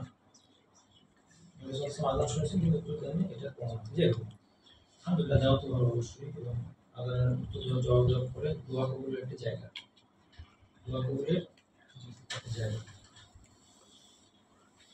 এখন ফাইনাল পয়েন্টে আমরা চলে আসি আর আমরা 10 মিনিটের মধ্যে ইনশাআল্লাহ ক্লোজ করে দেব। যে আমরা আসলে বাস্তবতা হচ্ছে আমরা কোরআন খুব কম জানি। আমরা যতটুকু জানি এটাও যদি খুব ভালো করে জানতাম সেটাও আমাদের জন্য যথেষ্ট হতো। এজন্য ইমাম শাফিঈ আপনারা জানেন সূরা আল আসর সম্পর্কে কি বলেছেন, তিনি বলেছেন লাউ তাদাব্বারা নাসু হাদিস সূরা লাওয়াসিআতহুম, সূরা আল আসর নিয়েও যদি মানুষ চিন্তা করত এটা তাদের জন্য যথেষ্ট হতো। এবং সূরা আল ফাতিহা এটা একটা বিস্ময়। এই জন্য রাসূলুল্লাহ সাল্লাল্লাহু আলাইহি ওয়াসাল্লাম বলেছেন, একজন সাহাবী আবু সাঈদ ইবনে মুআল্লা, আবু সাঈদ আল-খুদরি একজন আছেন ফেমাস, উনি না, আবু সাঈদ ইবনে মুআল্লা রাদিয়াল্লাহু আনহু ওনাকে বলেছেন লা উআল্লিমানাকা সূরাতান হিয়া আযামুস সূরাতি ফিল কুরআন, যে তোমাকে এমন একটা সূরা শেখাবো সেটা হচ্ছে আল কোরআনের সর্বশ্রেষ্ঠ সূরা, এটা সূরা ফাতিহা। অন্য বর্ণনায় বলেছেন মা উনজিলাত ফিত তাওরাতি ওয়ালা ফিল ইনজিল ওয়ালা ফিজ জাবুরি ওয়ালা ফিল ফুরকানি মিসলুহা, তাওরাত, ইনজিল, জাবুর অথবা কোরআনে এর অনুরূপ কিছু অবতীর্ণ হয়নি।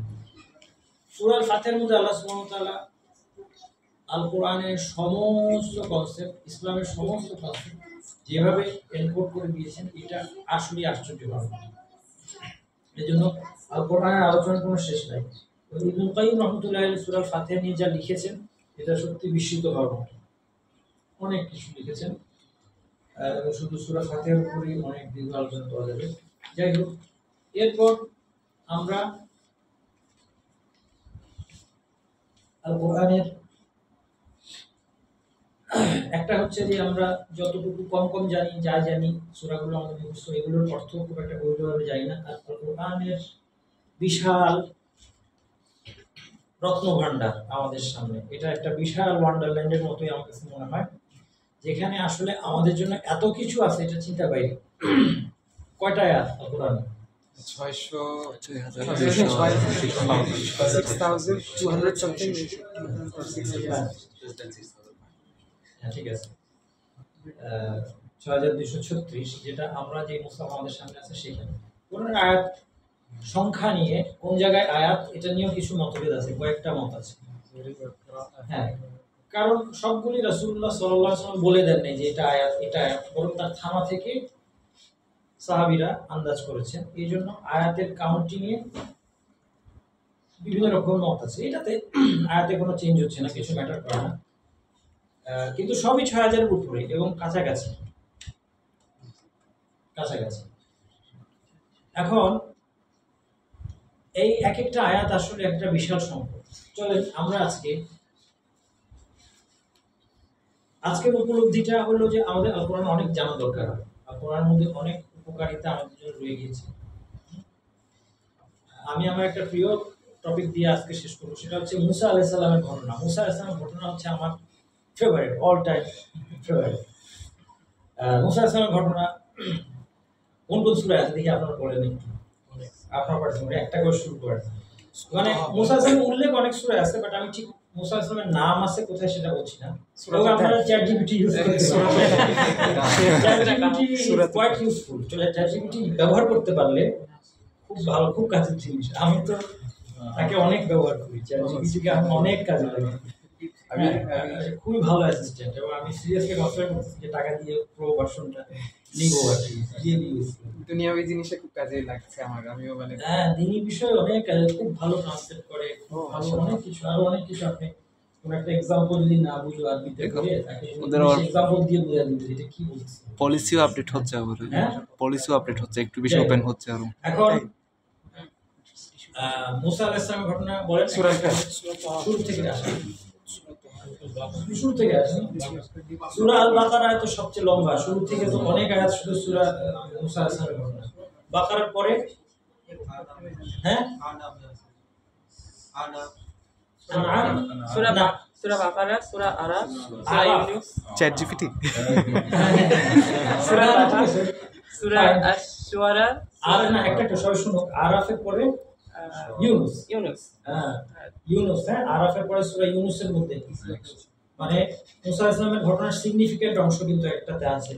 তারপর ইউনুসের পর সূরা তাহা, ইউনুসের পর তাহা 20 নম্বর সূরা। সূরা তারপর সূরা আশ-শুআরা, তারপরে হচ্ছে শুআরা, শুআরা হচ্ছে 27 নম্বর। হ্যাঁ তারপর সূরা আন-নামল, সূরা নামল। নামার মধ্যে মুসা আলাইহিস সালামের ঘটনা খুব একটা নাই। আর ওটা চ্যাট জিপিটি কথোপকথন এবং Hallucinating ফেরাউনের করছে। চ্যালেঞ্জের কথাটা আসছে ওখানে। খুব ছোট আর কি। সূরা আল-কাসাস, আল কাসাস, সূরা আল কাসাস।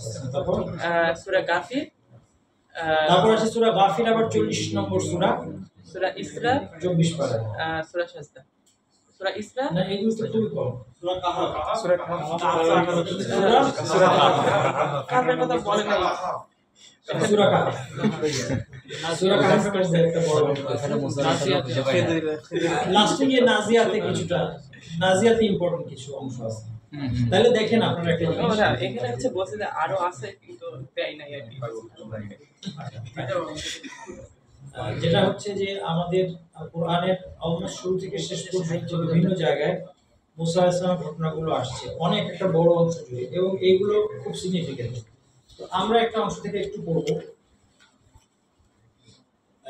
এবং কিছুটা আমরা টেস্ট নেওয়ার চেষ্টা করবো যে আসলে আল কোরআনের আয়াতগুলো থেকে কিভাবে আমরা বেনিফিট নিতে পারি। আমার অল টাইম ফেভারিট এর মধ্যে সূরা, আমি তো বললাম যে এটা হলো মুসা আলাইহিস সালামের ঘটনা, তার মধ্যে হচ্ছে সূরা আল কাসাস হচ্ছে আমার একদম অ্যাবসলিউট ফেভারিট। সূরা আল কাসাস আমরা শুরু করছি, আউযু বিল্লাহি মিনাশ শাইতানির রাজিম, বিসমিল্লাহির রহমানির রহিম, তাসিম মিম তিলকা আয়াতুল কিতাবিল মুবিন। এগুলো সুস্পষ্টভাবে ব্যাখ্যাকারী কিতাবের আয়াত। নাতলু আলাইকা মিন নাবাই মূসা ওয়া ফিরআউনা বিল হাক্কি লিকাওমিন ইউমিনুন। আমরা আপনার কাছে মূসা এবং ফিরআউনের কিছু ঘটনা সত্যতার সাথে পাঠ করছি এমন সম্প্রদায়ের জন্য যারা ঈমান রাখে। ইন্না ফিরআউনা আলা ফিল আরদি, ফিরআউন ভূমিতে, জমিনে, বা এটা এখানে মিশরের ভূমি বোঝানো হচ্ছে। এখানে ভূমি বলতে মিশর, আরব বলতে এখানে মিশরের ভূমি বোঝানো হচ্ছে। ঔদ্ধত্যপূর্ণ অত্যাচারে মেতে উঠেছিল। ওয়াজআলা আহলাহা শিয়াআন, এবং এর অধিবাসীদেরকে বিভিন্ন দলে বিভক্ত করেছিল। ইস্তাদঈফু ওয়াজআলা আহলা শিয়াআন ইস্তাদঈফু তাইফাতাম মিনহুম ইউযাব্বিহু আবনাআহুম ওয়া ইস্তাহয়ী নিসাআহুম ইন্নাহু কানা মিনাল মুফসিদিন। তারা সে বিভিন্ন দলে ভাগ করে একটা দলের দুর্বলতার সুযোগ নিয়ে তাদেরকে নিপীড়ন করত, তাদের পুত্রদেরকে জবাই করতে এবং নারীদেরকে বাঁচিয়ে রাখতো। নিশ্চয়ই সে ছিল অন্যায় অপকর্মকারীদের একজন। দেখেন, এটা হচ্ছে যুগে যুগে যারা স্বৈরশাসক হয় তাদের স্ট্র্যাটেজি এটাই, যে একটা দলকে তারা কি বানায়, একটা দলকে তারা টার্গেট করে, একটা দল টার্গেট করে।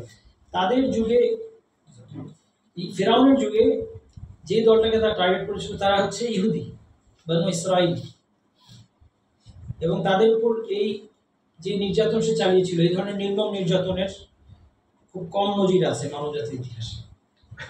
সে যখন এই হিন্ট পেল, সে জানতে পেরেছিল যে তখন কিন্তু মানুষ আসলে জ্যোতিষী গণকদের মাধ্যমে, জ্যোতিষী গণকরা ভণ্ড এবং জ্যোতিষী গণকরা শিরকি কুফরিতে লিপ্ত, কিন্তু তারা মানুষদেরকে কিছু সত্য সংবাদ, সঠিক সংবাদ দিতে পারত। এই জন্য ফিরআউন তাদের মাধ্যমে জানতে পেরেছিল যে এই বনু ইসরাইল, এমনিতেই বনু ইসরাইল ছিল অপ্রেসড সমাজে, তারা ছিল হচ্ছে এই সমাজের দাসী ছিল এবং সব কাজগুলো তারা করত মিশরে। তারপরেও যখন সে শুনলো, সে জানতে পারলো জ্যোতিষীর মাধ্যমে যে এই এদের বংশ থেকে একটা লোক এসে ফিরআউনদের রাজত্বের অবসান কারণ হবে। ফিরআউনদের বলার কারণ হচ্ছে ফিরআউন কোন একটা লোকের নাম। হ্যাঁ, সেই সময় যারা মিশরি শাসকদের সবাইকে না, গোত্র না, মিশরি শাসকদের টাইটেল ছিল ফিরআউন। যেমন প্রেসিডেন্ট তো কারোর নাম না, বা প্রাইম মিনিস্টার কারোর নাম না, সেরকম ফিরআউন কারোর নাম না। এই জন্য সম্ভবত মুসা আলাইহিস সালাম যেই ফিরআউনের ঘরে বা যেই ফিরআউনের স্ত্রীর কাছে লালিত হয়েছিলেন, আর যেই ফিরআউনকে আল্লাহ সমুদ্রে ডুবিয়ে মেরেছেন, তারা দুজনে এক নয়। এই যে কয়েকজন ফিরআউন ছিল। এখন এই এই মুসা আলাইহিস সালাম তিনি যে আসবেন এবং তার হাতে ফিরআউনের পতন হবে এটা জানতে পারায় সে চিন্তা করলো যে পুরা দেখেন হোল জেনারেশনকে সে নির্মূল করে দিল।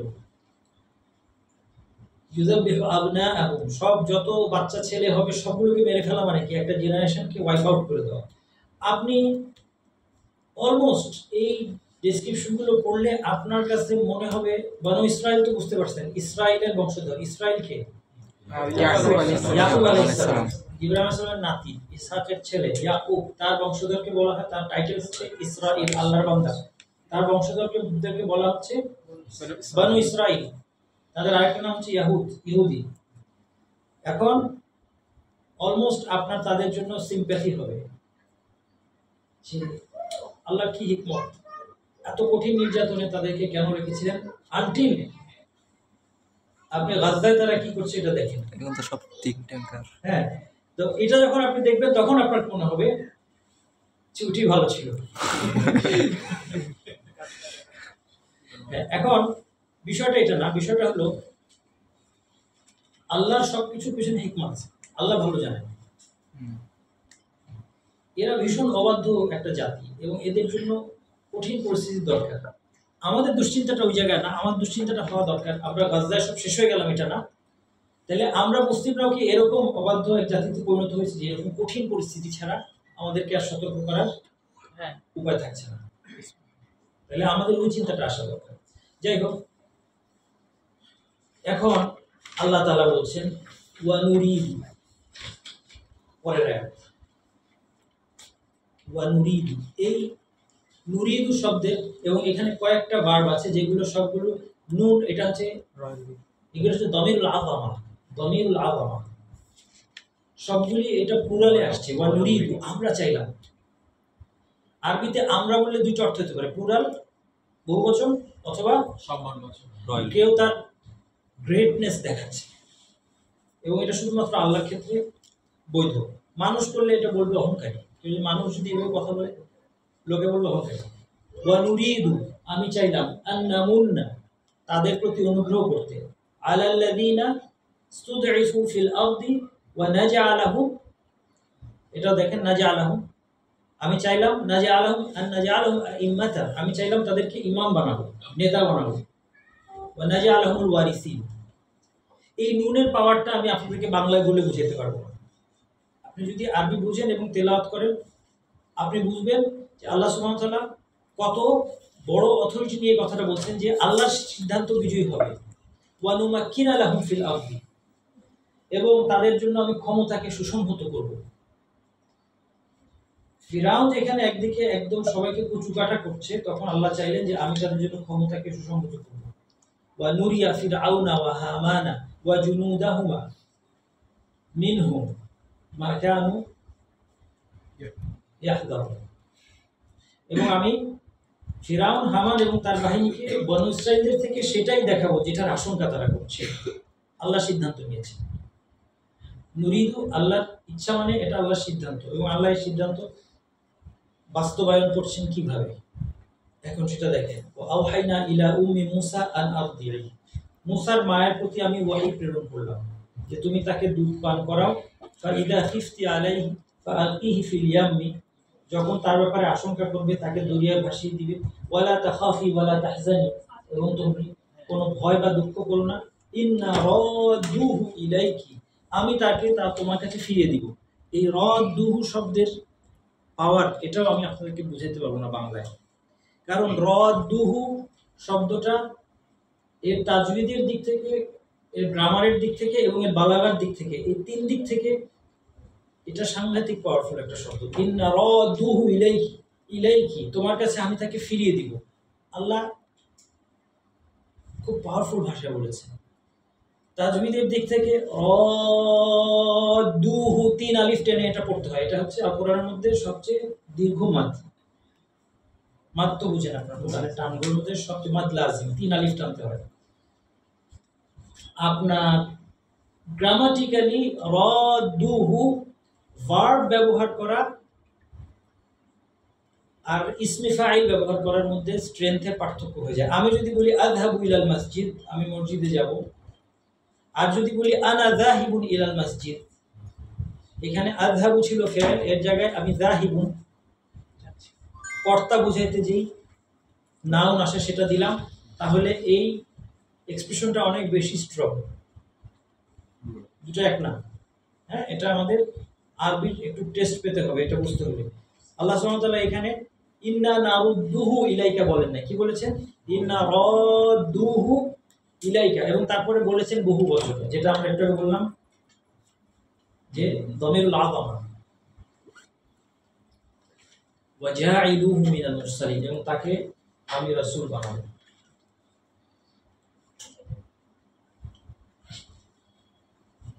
এরপর ওয়াহি কিভাবে আসলো? মুসার মায়ের কাছে ওয়াহি কিভাবে আসলো? মুসলমান নবী ছিলেন না, নবী ছাড়া ওয়াহি আসতে পারে। কেউ কেউ বলেছেন ইলহামের মাধ্যমে, মানে অন্তরের মধ্যে ইন্সপিরেশন। কেউ কেউ বলেছেন, দ্বিতীয় মত হচ্ছে স্বপ্নে দেখেছেন। তৃতীয় মত হচ্ছে ফেরেশতা এসে তার সাথে সরাসরি কথা বলেছেন, এটা সম্ভব। যেমন মারিয়াম আলাইহিস সালামের সাথে ফেরেশতা কথা বলেছেন, অথবা তিনি কথা শুনেছেন, ফেরেশতার কথা হতে পারে। কিন্তু মোট কথা তিনি নবী ছিলেন না, কারণ নবী সব পুরুষ মানুষ। এটা দলিল কি? নবী সাল্লাল্লাহু আলাইহি ওয়াসাল্লাম বলেছেন যে কোরআন থেকে দলিল। এখন হাদিস থেকে দলিল অবশ্যই সকল নবীই পুরুষ ছিলেন। ওয়ামা আরসালনা মিন ক্বাবলিকা ইল্লা রিজালান নূহি ইলাইহিম ফাসআলু আহলা যিকরি ইন কুনতুম লা তা'লামুন। তোমার পূর্বে শুধু পুরুষ মানুষকে, রিজাল, শুধু পুরুষ মানুষকে নবী বানিয়ে পাঠিয়েছে। আচ্ছা, ফালতাকাতাহু আলু ফিরআউন, এরপর এক পর্যায়ে ফিরআউনের লোকজন তাকে উঠিয়ে নিল। লিয়াকুনা লাহুম আদুওয়া ওয়া হাযানা, যার পরিণামে সে তাদের শত্রু এবং দুঃখের কারণ হলো। ইন্না ফিরআউনা ওয়া হামানা ওয়া জুনুদাহুমা কানু খাতিঈন, নিশ্চয় ফিরআউন, হামান এবং তাদের বাহিনী অপরাধী ছিল। ওয়াকালাত ইমরাআতু ফিরআউনা কুররাতু আইনি লি ওয়া লাক, এখন নদীতে ভেসে আল্লাহ সুবহানাহু ওয়া তাআলা অনেক সংক্ষেপে বর্ণনা করেন। মাঝখানে মাঝখানে ঘটনাগুলো মুফাসসিররা অ্যাড করেছেন, এবং অনেক কিছু ইসরাইলিয়াত থেকে অ্যাড করেছেন। ইসরাইলিয়াত বুঝেন আপনারা? কি বলেন তো? ইহুদিদের গ্রন্থ থেকে, হ্যাঁ, পুরানো ধর্মগ্রন্থগুলো অথবা ইহুদি খ্রিস্টানদের বর্ণিত যে সমস্ত বর্ণনা, এটা বর্ণনা করা কি জায়েজ না নাজায়েজ? জায়েজ, এটা বর্ণনা করা জায়েজ। কিন্তু যদি কোনটা কোরআনের সাথে হাদিসের সাথে সাংঘর্ষিক হয়ে যায়, এটা আমরা গ্রহণ করব না। এখন এই জন্য ঘটনা হচ্ছে যে মুসা আলাইহিস সালাম ভাসতে ভাসতে চলে আসলো কোথায়? ফিরআউনের প্রাসাদে। আল্লাহ তাআলার প্ল্যান যে শুধু আল্লাহ তাকে দিয়ে ধ্বংসই করবেন না, কারণ আল্লাহ তো ধ্বংস অনেকভাবে করতে পারতেন, শুধু ধ্বংস করবেন না, আল্লাহ সুবহানাহু ওয়া তাআলা দেখাবেন যে তার শত্রু তার বুকে কেয়ারে লালন। রাজকীয় সম্মান এবং রাজকীয় পৃষ্ঠপোষকতা বড় হবে। ওই যে নুনটা তাফসীর আপনি এখানে আসলে বুঝতে পারবেন। ওয়া নুরিদু আন নামুন্না আলাল্লাযিনা ইসতুদঈফু ফিল আরদি ওয়া নাজআলাহু আইম্মাতান ওয়া নাজআলাহুল ওয়ারিসিন। মুসা আলাইহিস সালাম যখন ভেসে আসলো, মুসা মানে কি? মু মানে পানি, সা মানে গাছ। যে জায়গায় ভেসে ভেসে আসছে মুসা, সেই জায়গায় গাছপালা ঘেরা পানিওয়ালা জায়গা ছিল, এই জন্য তার নাম হয়েছে মুসা। তার নাম তো কেউ জানে না। তাকে ফিরআউনের লোকজন তুলে নিল। এখন ফিরআউনের স্ত্রী বলল, কুররাতু আইনি লি ওয়া লাক। ফিরআউনের স্ত্রী ফিরআউনকে বলছে, স্বামীকে বলছে, তোমার আমার চোখ জুড়াবে, লা তাকতুলুহু, তোমরা তাকে মেরে ফেলো না। মুফাসসিররা বলছেন যে ফিরআউন বলছে যে কুররাতু আইনি লাক লাইসা লি, তোমার চোখ জুড়াবে, আমার না। আচ্ছা, যাই হোক তাকে বাঁচিয়ে রাখলো। ওয়াহুম লা ইয়াশউরুন, এর পরিণতি তারা উপলব্ধি করতে পারেনি যে এই বাচ্চাটাকে প্রতিপালন করার পরিণতি কি হবে। এখন দেখেন, আমার বেশি বাকি নাই, যে এই পৃষ্ঠাটা শেষ। আমি আমার বন্ধুদের কাছে ক্ষমা চেয়ে নিচ্ছি, আমি অনেক দূর থেকে আসছি, আবার কবে আসবো জানি না, কিন্তু আমি চাই যে একটু, জানি না আমি পারছি কিনা, আপনাদের মধ্যে কোরআনের কিছুটা, কোরআনের তেলাওয়াতের বা বোঝার স্বাদটা কিছুটা দেওয়া, শেয়ার করা, এটা দিয়ে যাই। এখন আল্লাহ সুবহানাহু ওয়া তাআলা দেখেন, অ্যাপারেন্টলি একজন ইনসিগনিফিক্যান্ট মহিলা, আমরা কোরআনে, আমার জানা নাই কোরআন বা সহিহ হাদিসে তার কোনো নাম আসছে কিনা, ইসরাইলিয়াতের মধ্যে থাকতে পারে, কিন্তু আল্লাহ সুবহানাহু ওয়া তাআলা এই ইনসিগনিফিক্যান্ট, অ্যাপারেন্টলি ইনসিগনিফিক্যান্ট যদি মানুষ বড় বড় ঘটনাগুলোকে গুরুত্ব দেয়, এর তুলনায় একজন সামান্য মায়ের ফিলিংটা কি, কিন্তু সেটা আল্লাহ সুবহানাহু ওয়া তাআলা বর্ণনা করেছেন। ওয়া আসবাহা ফুআদু উম্মি মূসা ফারিগা। তখন আল্লাহ বলছেন যে মূসার মায়ের অন্তরটা শূন্য হয়ে গেল। শূন্য হয়ে গেল মানে কি? শূন্য হয়ে গেল মানে এখানে হচ্ছে মূসার চিন্তা ছাড়া আর কিছুই নাই এখানে। অন্তরটা একদম, হ্যাঁ, মানে একটা মা বুঝতে পারে, এটা আমরা তো বাবারা বুঝতে পারবো না, মায়ের ছেলের প্রতি, বাচ্চার প্রতি মায়ের কতটা মমতা থাকতে পারে, এবং সেই ছেলেটাকে, এবং মূসা আলাইহিস অনেক সুন্দর ছিলেন দেখতে। ওয়া আলকাইতু আলাইকা মাহাব্বাতান মিন্নি, অন্য আয়াতে আল্লাহ তাআলা বলছেন কি, যে মূসা আলাইহিস সালামকে আল্লাহ এমন ভাবে সৃষ্টি করেছেন যে যে তাকে দেখতো তাকে ভালোবাসতো। এরকম একটা সুন্দর বাচ্চাকে, আর মায়ের কাছে তো সব নিজের বাচ্চা যাই হোক যেমনই হোক সুন্দর, এটা তো আছেই, তাকে ভাসিয়ে দেওয়ার পরে তার অন্তর শূন্য হয়ে পড়লো। এখন আল্লাহ বলছেন ইনকাদাত লাতুবদি বিহি, তিনি মূসার মা প্রায় ঘটনা প্রকাশ করেই দিয়েছিল, লাউলা আরবাতনা আলা কলবিহা, যদি না আমি তার অন্তরকে দৃঢ় রাখতাম। এই জন্য মানুষ অনেক সময় মনে করে, আমরা অনেক সময় শয়তানের প্ররোচনায় আমরা আল্লাহ সম্পর্কে আমাদের কোনো প্রপার ধারণা নাই, কারণ আল্লাহর ধারণাটা আমাদের নিতে হবে আল্লাহর বক্তব্য থেকে। আল্লাহ নিজের সম্পর্কে কি বলেছেন, আমাদের যখন সেই জ্ঞানটা থাকে না, তখন আমরা, শয়তান আমাদেরকে শিখিয়ে দেয় বিভিন্ন কথা আল্লাহ সম্পর্কে, এবং সেটা থেকে আমরা আল্লাহ সম্পর্কে ভুল ধারণা পোষণ করি। আমরা মনে করি অনেক সময় আল্লাহর ব্যাপারে, আমরা অনেক সময় হতাশ হয়ে যাই, আমরা মনে করি যে আমার এত ছোটখাটো সমস্যা দেখার কি আল্লাহর সময় আছে কিনা, এরকম নাউযুবিল্লাহ মানুষ ভাবতে পারে। কিন্তু আল্লাহ সুবহানাহু ওয়া তাআলা এখানে কিন্তু একটা মেসেজ দিয়ে দিচ্ছেন যে দেখেন, এমনকি এই মায়ের অন্তর যে বিচলিত হবে, যেহেতু সে সন্তানকে ভাসিয়ে দিয়েছে, ফলে এই কঠিন পরীক্ষার মধ্যে আল্লাহ সুবহানাহু ওয়া তাআলা তাকে স্পেশালি দৃঢ়তা দান করলেন।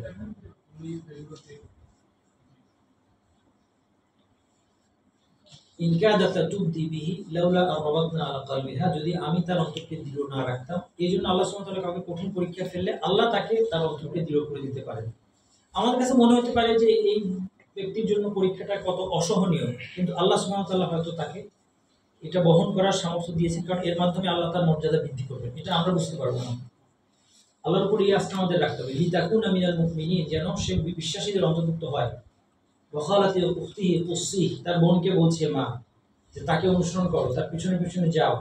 ফাবাসুরাত বিহি আন জুনুবি ওয়া হুম লা ইয়াশউরুন, দূর থেকে মূসা আলাইহিস সালামের বোন, আরেক মহিলা যার নাম আমরা জানি না, কিন্তু ইতিহাসে আসলে খুব সিগনিফিকেন্ট, অনেক বড় সিগনিফিকেন্ট ঘটনার সাথে তারা কিন্তু জড়িয়ে আছে, কিন্তু তাদের নামটা ইম্পর্টেন্ট না। তাদের কথা আল্লাহ সুবহানাহু ওয়া তাআলা আল কোরআনের মধ্যে তুলে এনেছেন। তো দূর থেকে এসে দেখছে, তারা টের পেল না। ওয়া হারামনা আলাইহিল মারাদিয়া মিন ক্বাবলু, এখন আল্লাহ বলছেন যে ছোট বাচ্চাকে তুলে নিয়েছে ফিরআউনের স্ত্রী, তাকে পালবে, কিন্তু দুধ তো খাওয়াতে হবে, কারো দুধ খাচ্ছে না। হারামনা আলাইহিল মারাদিয়া, আল্লাহ নিষেধ করে দিলেন। আল্লাহ নিষেধ করা মানে এখানে সিদ্ধান্ত দিয়ে দিলেন যে কারো দুধ সে খাবে না। ফাকালাত, এখন এটা দেখে মূসা আলাইহিস সালামের বোন বলল, হাল আদুল্লুকুম আলা আহলি বাইতি ইয়াকুনুনাহু লাকুম ওয়া হুম লাহু নাসিহুন, আমি তোমাদেরকে একটা পরিবারের সন্ধান দিতে পারবো যে এই শিশুটির কল্যাণে একান্ত যত্নবান হয়ে তোমাদের জন্য তার প্রতিপালনের দায় দায়িত্ব নেবে। ফারাদাদনাহু ইলা উম্মিহি কাই তাকাররা আইনুহা, এইভাবে এখন আল্লাহ তাআলা বলছেন তার মায়ের কাছে তাকে ফিরিয়ে দিলেন। দেখেন আল্লাহ সুবহানাহু ওয়া তাআলার অসাধারণ প্ল্যান, মায়ের কিছুই হারায়নি। মায়ের যখন আল্লাহর আদেশ পালন করেছে তার কিছুই হারাতে হয় নাই। আল্লাহর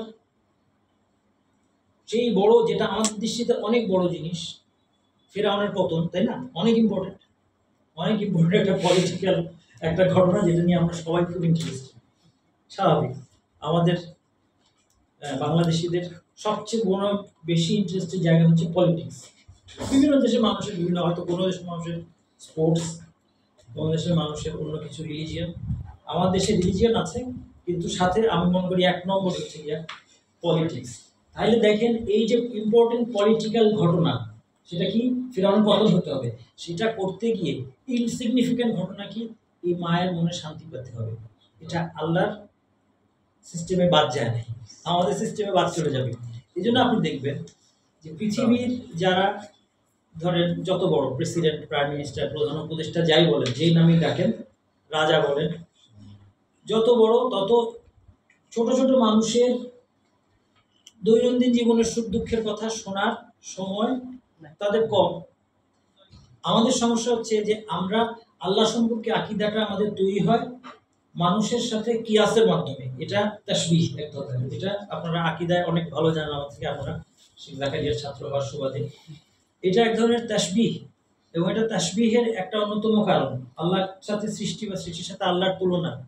একটা অন্যতম কারণ কি, মানুষের মাঝে দেখে সেটা দিয়ে আল্লাহকে জাজ করতে চায়, কিন্তু এটা টোটালি ডিফারেন্ট। কারণ আল্লাহ সুবহানাহু ওয়া তাআলার জন্য একই সাথে ফিরআউনের পতন ঘটানো এবং ফিরআউনের মায়ের মনে শান্তি দেওয়া দুইটাই ইকুয়ালি সহজ কাজ। কোনটার চেয়ে বেশি কঠিন না। ফারাদাদনাহু ইলা উম্মিহি, আমি তাকে তার মায়ের কাছে ফিরে দিলাম কেন, কাই তাকাররা আইনুহা, যেন তার চোখ জোড়ায়। তাহলে মায়ের শান্তিটাও আল্লাহ তাআলার কি উদ্দেশ্য, আল্লাহ চাচ্ছেন ওয়ালা তাহজান, এবং সে যেন দুঃখ না করে, ওয়ালিতা আলামা, এবং যেন সে জানে আন্না ওয়াদাল্লাহি হাক্কুন, আল্লাহর ওয়াদা সত্য, ওয়ালাকিন্না আকসারাহুম লা ইয়ালামুন। তাহলে আসলে আমরা যদি কোরআন বুঝতে পারি এবং আরবি থেকে কিছুটা বুঝতে পারি, কিছুটা হলেও বুঝতে পারি, এবং আয়াতগুলি নিয়ে চিন্তা করি, শব্দগুলি নিয়ে চিন্তা করি, যেটাকে তাদাব্বুর বলা হয়। কিতাবুন আনজালনাহু ইলাইকা মুবারাকুন, আল্লাহ বলছেন আমি আপনার প্রতি এই কিতাব অবতীর্ণ করেছি বরকতময়, লিয়াদাব্বারু আয়াতি, তারা যেন এর আয়াতগুলো নিয়ে চিন্তা করে। এটা কোরআন নাযিল করার দ্বারা আল্লাহ চান আমরা আল্লাহর কিতাবের আয়াত নিয়ে চিন্তা করি। ওয়ালিয়াতাযাক্কারা উলুল আলবাব, অথবা ওয়ালিয়াযাক্কারা, ওস্তাদ কি আছে, ওয়ালিয়াযাক্কারা উলুল আলবাব, চিন্তাশীলরা যেন এখান থেকে উপদেশ গ্রহণ করে। এই জন্য আমাদের প্রত্যেকটা মসজিদে, প্রত্যেকটা কমিউনিটিতে, আপনাদের এরকম জায়গায়, স্কুলে, কলেজে, সব জায়গায় আমাদের কোরআনের এবং অ্যারাবিক ল্যাঙ্গুয়েজের ভালো শিক্ষক রাখা দরকার। এখন দেখেন আমাদের বর্তমানে বাংলাদেশের, এটাই আমার শেষ কথা, যে আসলে আজকের এটা তো আমাদের একটা কোরআন আমাদের অনেক কিছু জানা দরকার, এটার উপলব্ধি হলো উদ্দেশ্য, কিন্তু এখন আমরা সেই দিকে অগ্রসর হতে হবে। আমাদের করণীয় কি সেটা আমি বলছি। বাংলাদেশে ইসলামী কাজের ক্ষেত্রে সবচেয়ে বড় যেটা বটলনেক, সবচেয়ে বড় যেটা ব্যারিয়ার, সবচেয়ে বড় সমস্যা যেখানে বাধা পড়ে হচ্ছে হিউম্যান রিসোর্সের অভাব। এই জন্য আপনি দেখেন এক একজন শেখ, মদিনার এক একজন পিএইচডি হোক, অথবা বিদেশ থেকে পড়াশোনা করছে একজন আলেম, অথবা আমার দেশি আলেম, দেশের 64 জেলায় তারা ঘুরে বেড়াচ্ছেন, তাদেরকে সবাই টানাটানি করছে। এইটা দিন শিক্ষার খুব এফেক্টিভ ওয়ে না। তাদের থেকে নতুন নতুন যে রিসোর্স প্রডিউস হওয়ার দরকার আমাদের, সেটা আমরা করতে পারছি না, সেই রিসোর্স আমরা প্রডিউস করতে পারছি না। আইডিয়ালি আপনাদের এই জায়গায়, যেমন আপনারা এখন এক জায়গায় হয়েছেন, আরও ভালো হতো এটা যদি মসজিদে করা যেত, কিন্তু হয়তো বিভিন্ন কারণে মসজিদে এটা নিতে গিয়ে বিভিন্ন রকমের বাধা আছে। মসজিদে যারা পরিচালনা আছে তাদের চিন্তা ভাবনার সাথে আপনার চিন্তা ভাবনা মিলবে না, হোয়াট এভার। মসজিদে গেলে সবচেয়ে ভালো হতো যদি নাও হয় আপনার বাসায় এখানে দিন শিক্ষার, জাযাকুমুল্লাহু খাইরান যারা আয়োজন করেছেন, আপনারা এখানে এই জিনিসটাকে এই লোকালি হলেও, আপনার লোকালিটি হলেও বাস্তবায়ন করার চেষ্টা করেন। এখানে একজন, আমি মনে করি আপনাদের এখানে রেসিডেন্ট একজন, ধরা যাক বড় বড় শেখদের 5%ই হলো ওনার নলেজ, কমই হলো, কিন্তু এমন থাকা দরকার যে প্রতিদিন আপনাদেরকে কোরআনের টাচে রাখবেন। তার কাছে আপনারা আরবি শিখবেন, যতটুকু, একদম খুব বেশি আরবি আপনার গভীর জ্ঞান দরকার নেই, কিন্তু আপনি আরবি শিখতে থাকলে একটু একটু করে আল কোরআনের দ্বারা আপনার প্রভাবিত হওয়াটা আরও বাড়বে। তার কাছে আপনারা আরবি পড়বেন, কোরআন পড়বেন, কোরআনের তাফসির, কোরআনের তাদাব্বুর, এইদিকে প্রতিদিন আপনি যদি তার সাথে বসেন, প্রতিদিন এশার সালাতের পরে যদি আপনি বসেন, নিয়মিত বসেন, তাহলে আল কোরআনের রিয়েল টেস্ট আপনি পাবেন। আল কোরআনের দ্বারা প্রকৃত পরিবর্তন তখন সাধিত হবে, আর এটা আমাদের উন্নতির পথ। তো এই জন্য এখানকার যারা আয়োজক, তারা আমার সাথে পরবর্তীতে পরামর্শ করতে পারেন। আমার বিভিন্ন আইডিয়া আছে, আমি আইডিয়া দিব কীভাবে আপনারা এই জায়গায় সেটা বাস্তবায়ন করতে পারে। কারণ আমি তো থাকি অনেক দূরে, আমার সাথে হয়তো আর আপনাদের ফিজিক্যালি দেখা হবে কিনা এটাই সন্দেহ। সুবহানাল্লাহি ওয়া বিহামদিহি, আশহাদু আল্লা ইলাহা ইল্লাল্লাহ, আস্তাগফিরুকা ওয়া আতুবু ইলাইহি। আপনাদের অনেক দীর্ঘ সময় নিয়ে নিলাম, ক্ষমা করবেন।